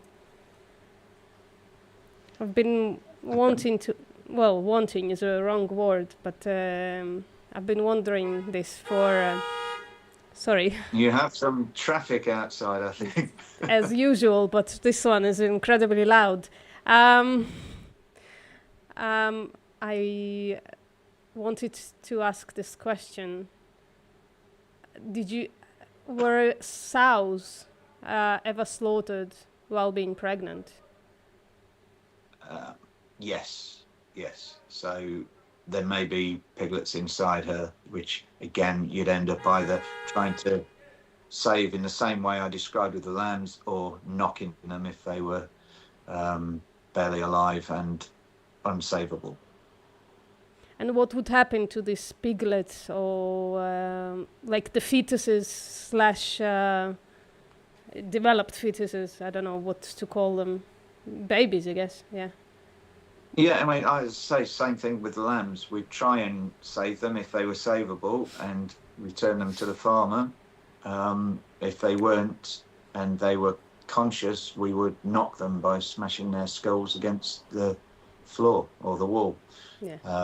What would happen to their bodies was my question, I guess. They'd probably go for, they'd be taken away for, I guess, either, we were never told where they went, but I'm going to guess it would either be pet food or for things like hot dogs, that kind of thing. They're just mixed up, because hot dogs pretty much anything, isn't it? Any piece of flesh is suitable for a hot dog.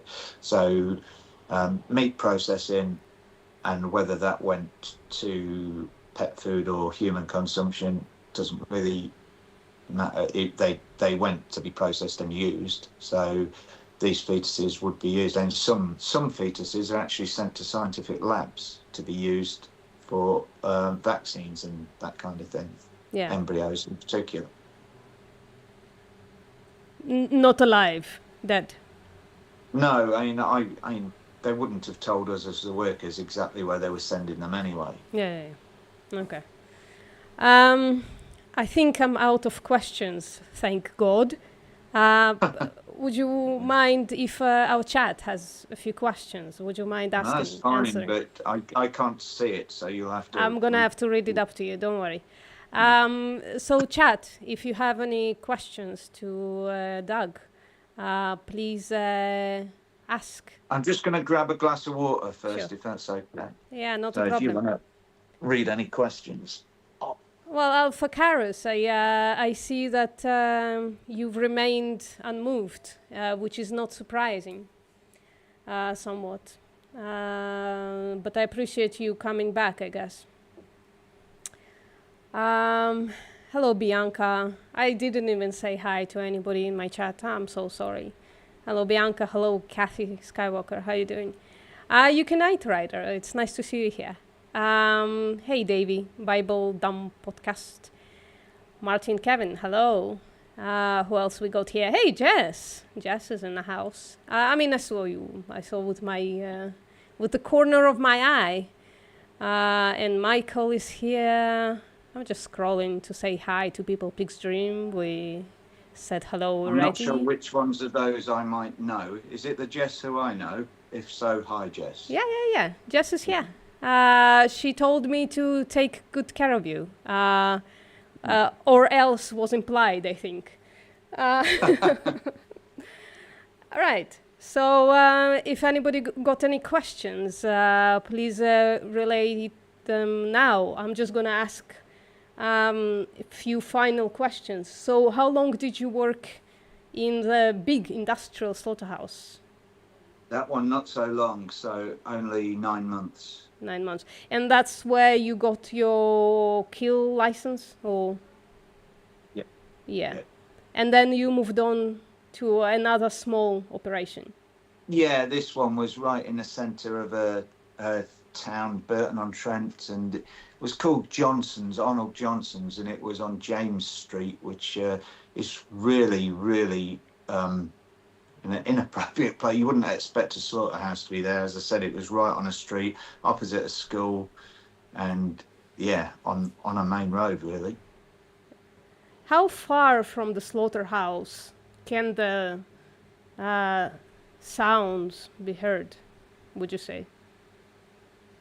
A long way. It depends. So I do vigils now, and you can hear the animals quite away from some of the slaughterhouses I go to. I guess in a way it's less noisy in a place like the one near the school, because you've got all the town noises around there.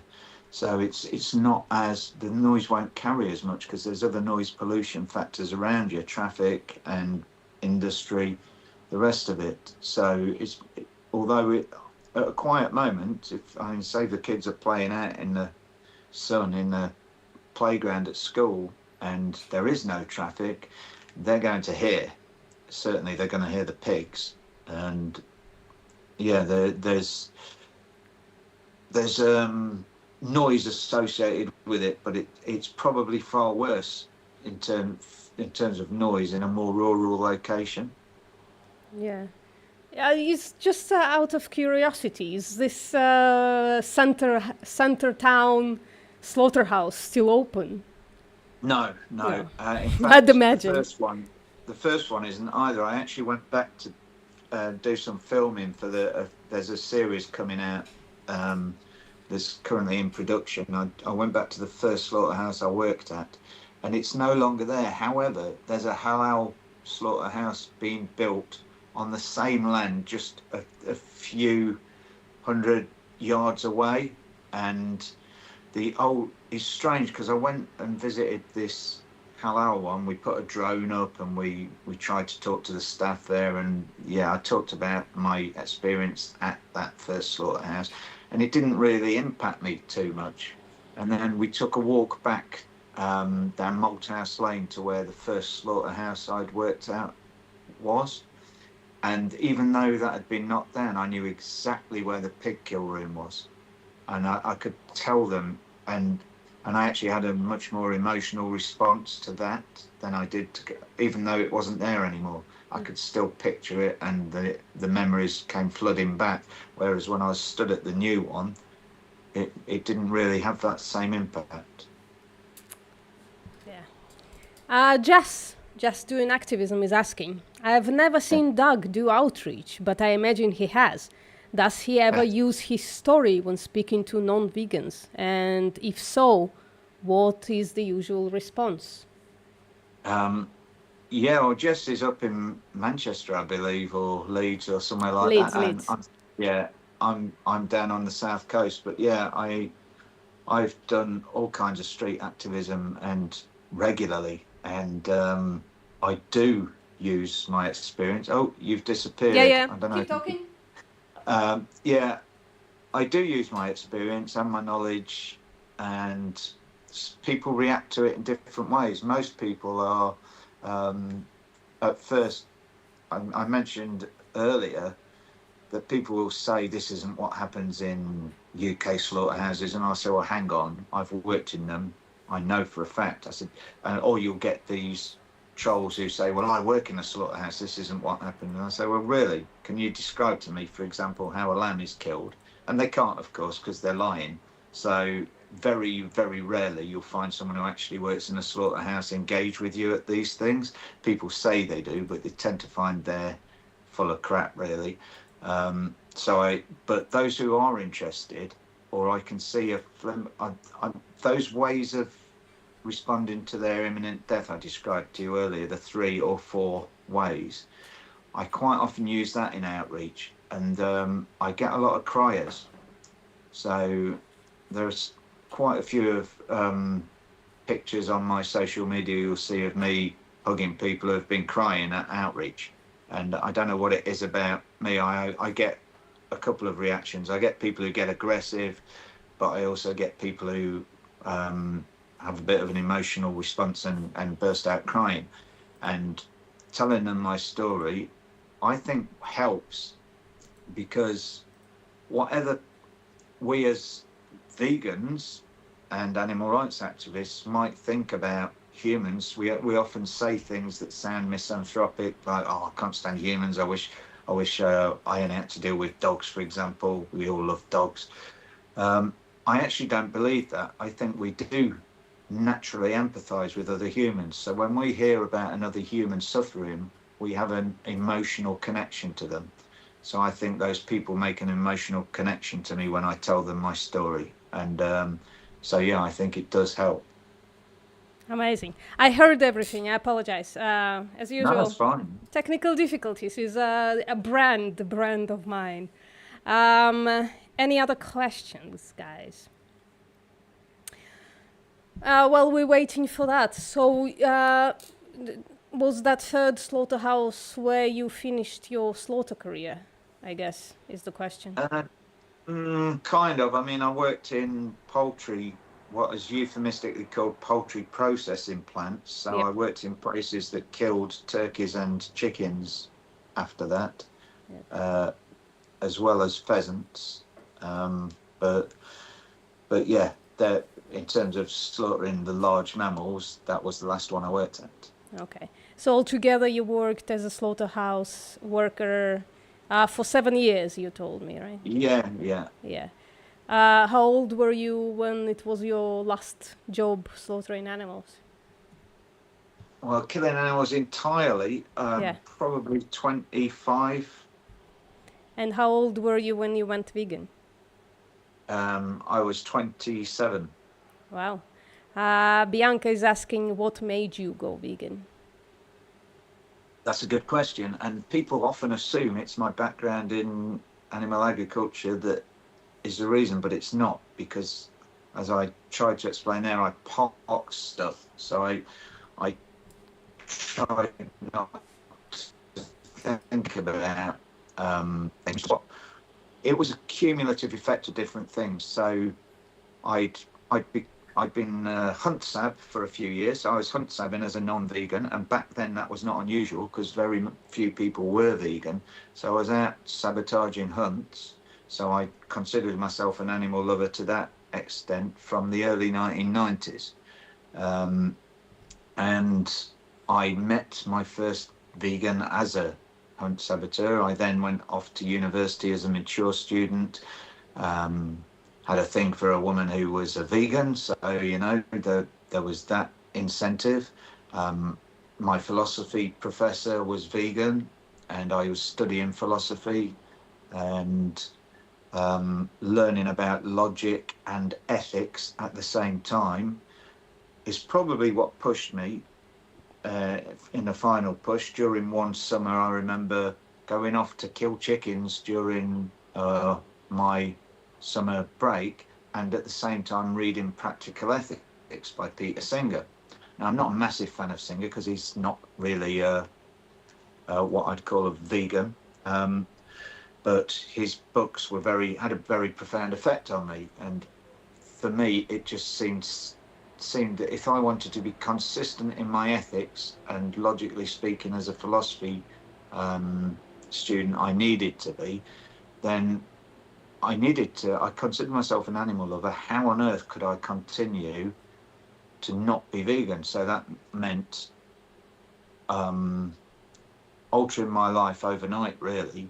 And the thing that probably finally did it was actually seeing something incredibly graphic, which ticked me, because of what I'd experienced in the slaughterhouse. I don't think seeing graphic footage like Dominion or Earthlings or Land of Hope and Glory would have done it for me.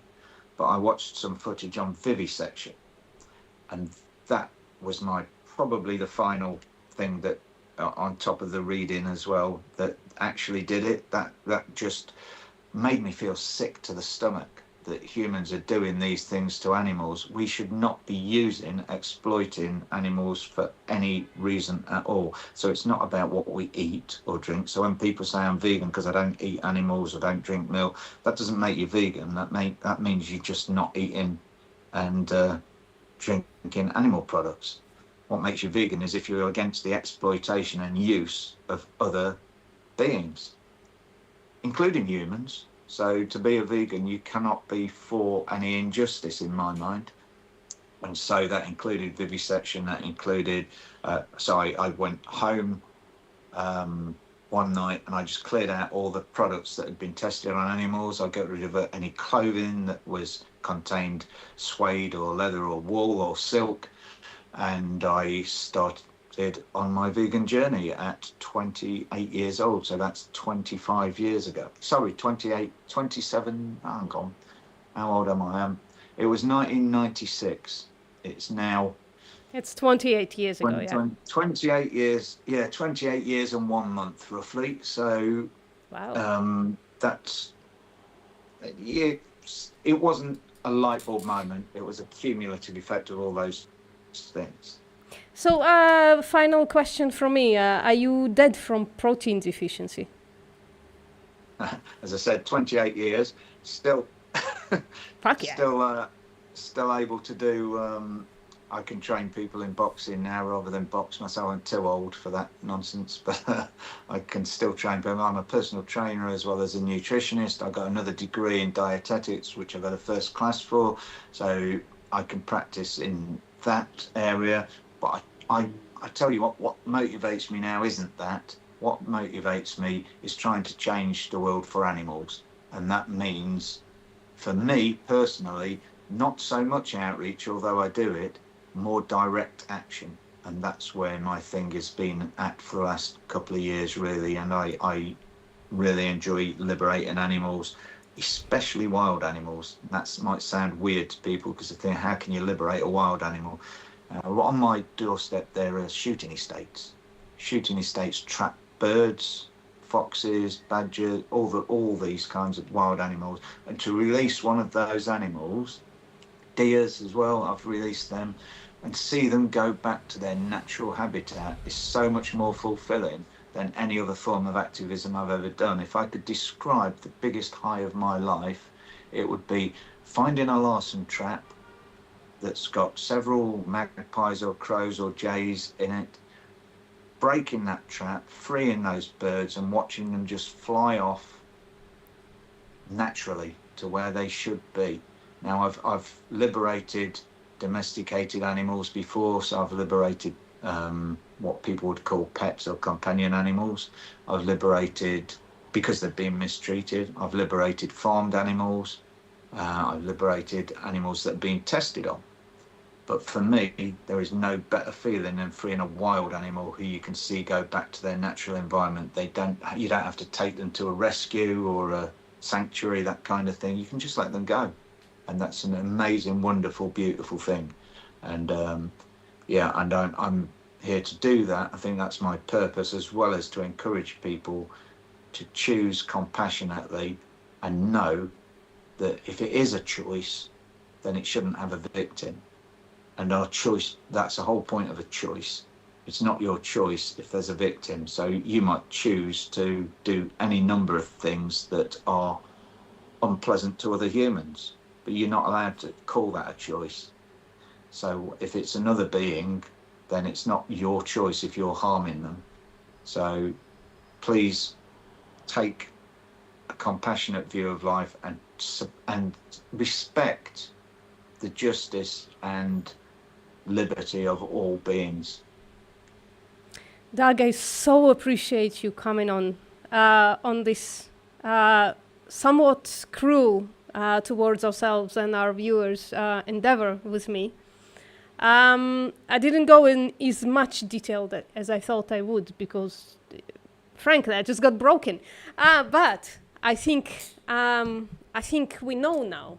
I think we know now that we can debunk this small local farm excuse in any kind of way through welfare and through abolitionism as well. I really appreciate your activism. I really appreciate how candid you are with your experience. And do you have any final words? Yeah, I hope what we talked about hasn't traumatized anyone too much.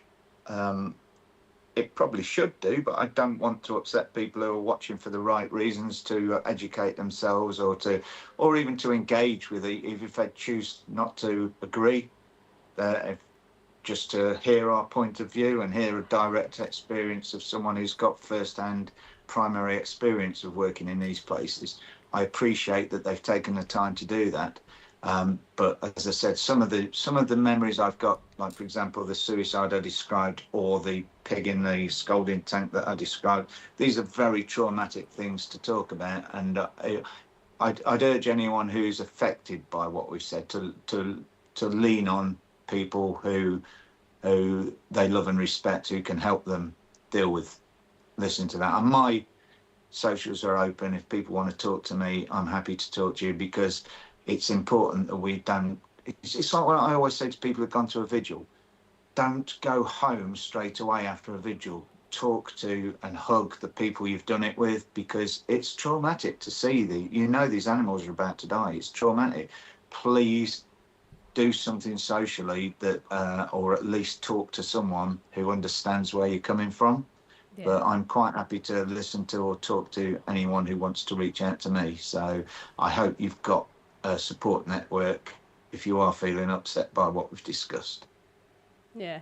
Jess is asking, you did a ultra marathon a while ago, 100K, right? I've done quite a few. My record is 250 miles. That was Cocodona in the USA, but I've done a few 100-milers and a couple of 100Ks. Well, quite a few 100Ks actually. Yeah, it's obviously a protein deficiency of being a vegan, because I only started running in my late 40s. And yeah. Yeah, I haven't ran this year at all, and I'm due to run the Great North Run next week. So it's only a half marathon, so I'm sure I can struggle around that.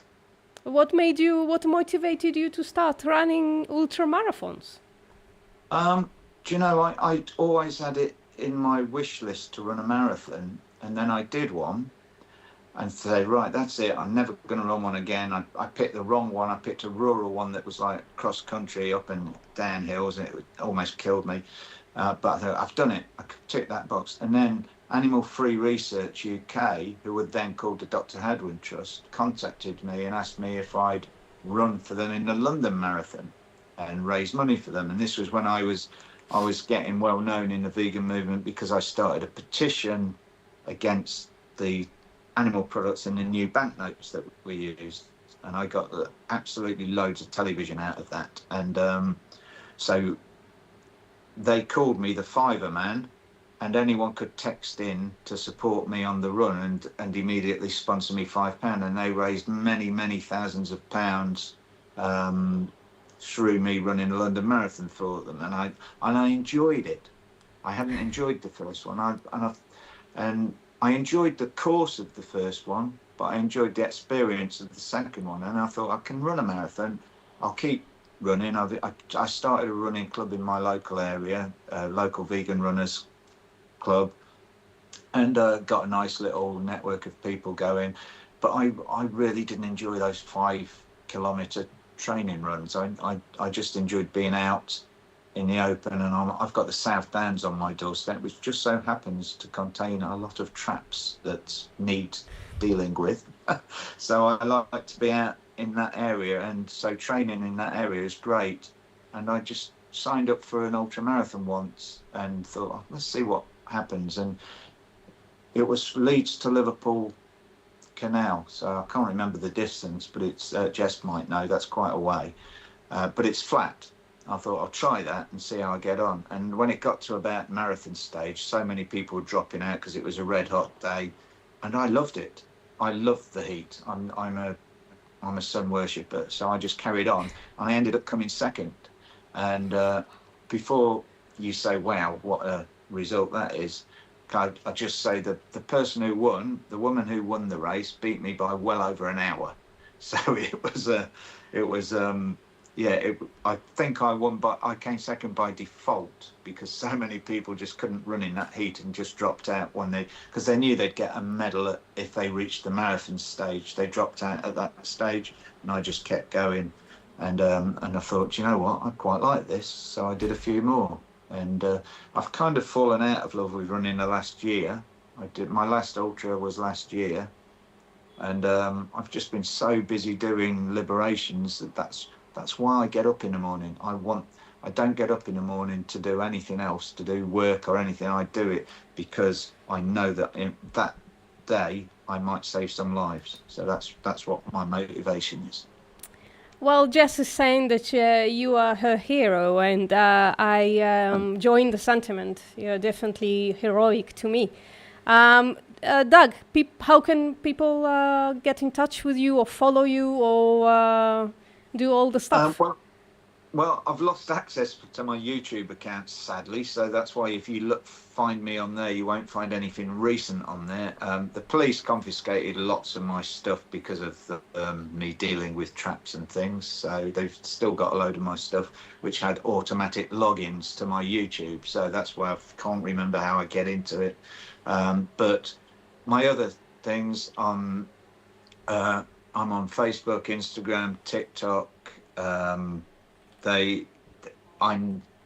I can be found as Vegangelical, so that's vegan, GELICAL, and on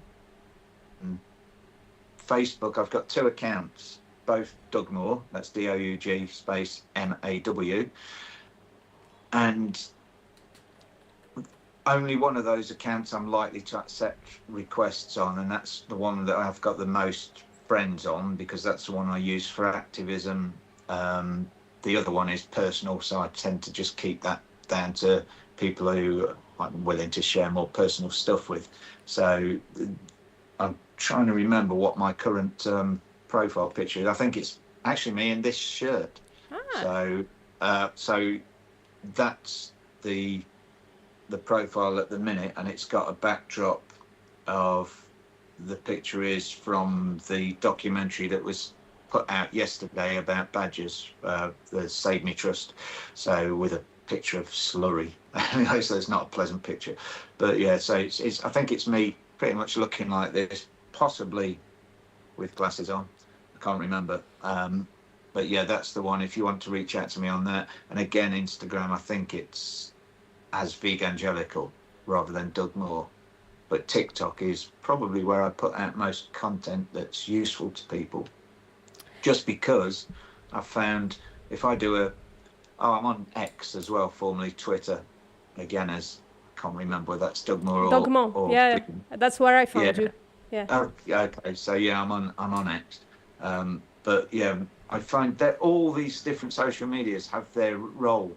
So I could put the same video out. If I did I put out a short video of me releasing a hare from a snare, last year, which led to my arrest, by the way, which I was found not guilty of in the end, because criminal damage, breaking a snare, despite saving that hare's life. Anyway, so I put that video out and I put it on X, I put it on Instagram, I put it on Facebook, I put it on TikTok.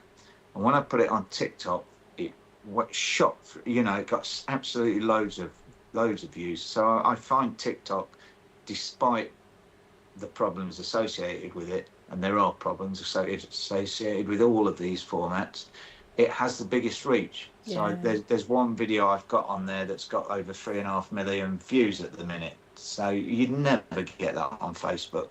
So if you're wanting to reach big audiences, I'd encourage people to go and use YouTube, use X, use Instagram, use Facebook, use Threads, use TikTok, use them all and see which ones pick up, because it's important that the message gets out there, whatever your message is. Yeah, amazing. Incredible. Doug, again, thank you for coming. I really appreciate it. Thank you for coming to listen to us chat. I appreciate each and every one of you, even Alpha Karos, who, never mind. Thank you very much for coming. See you next time.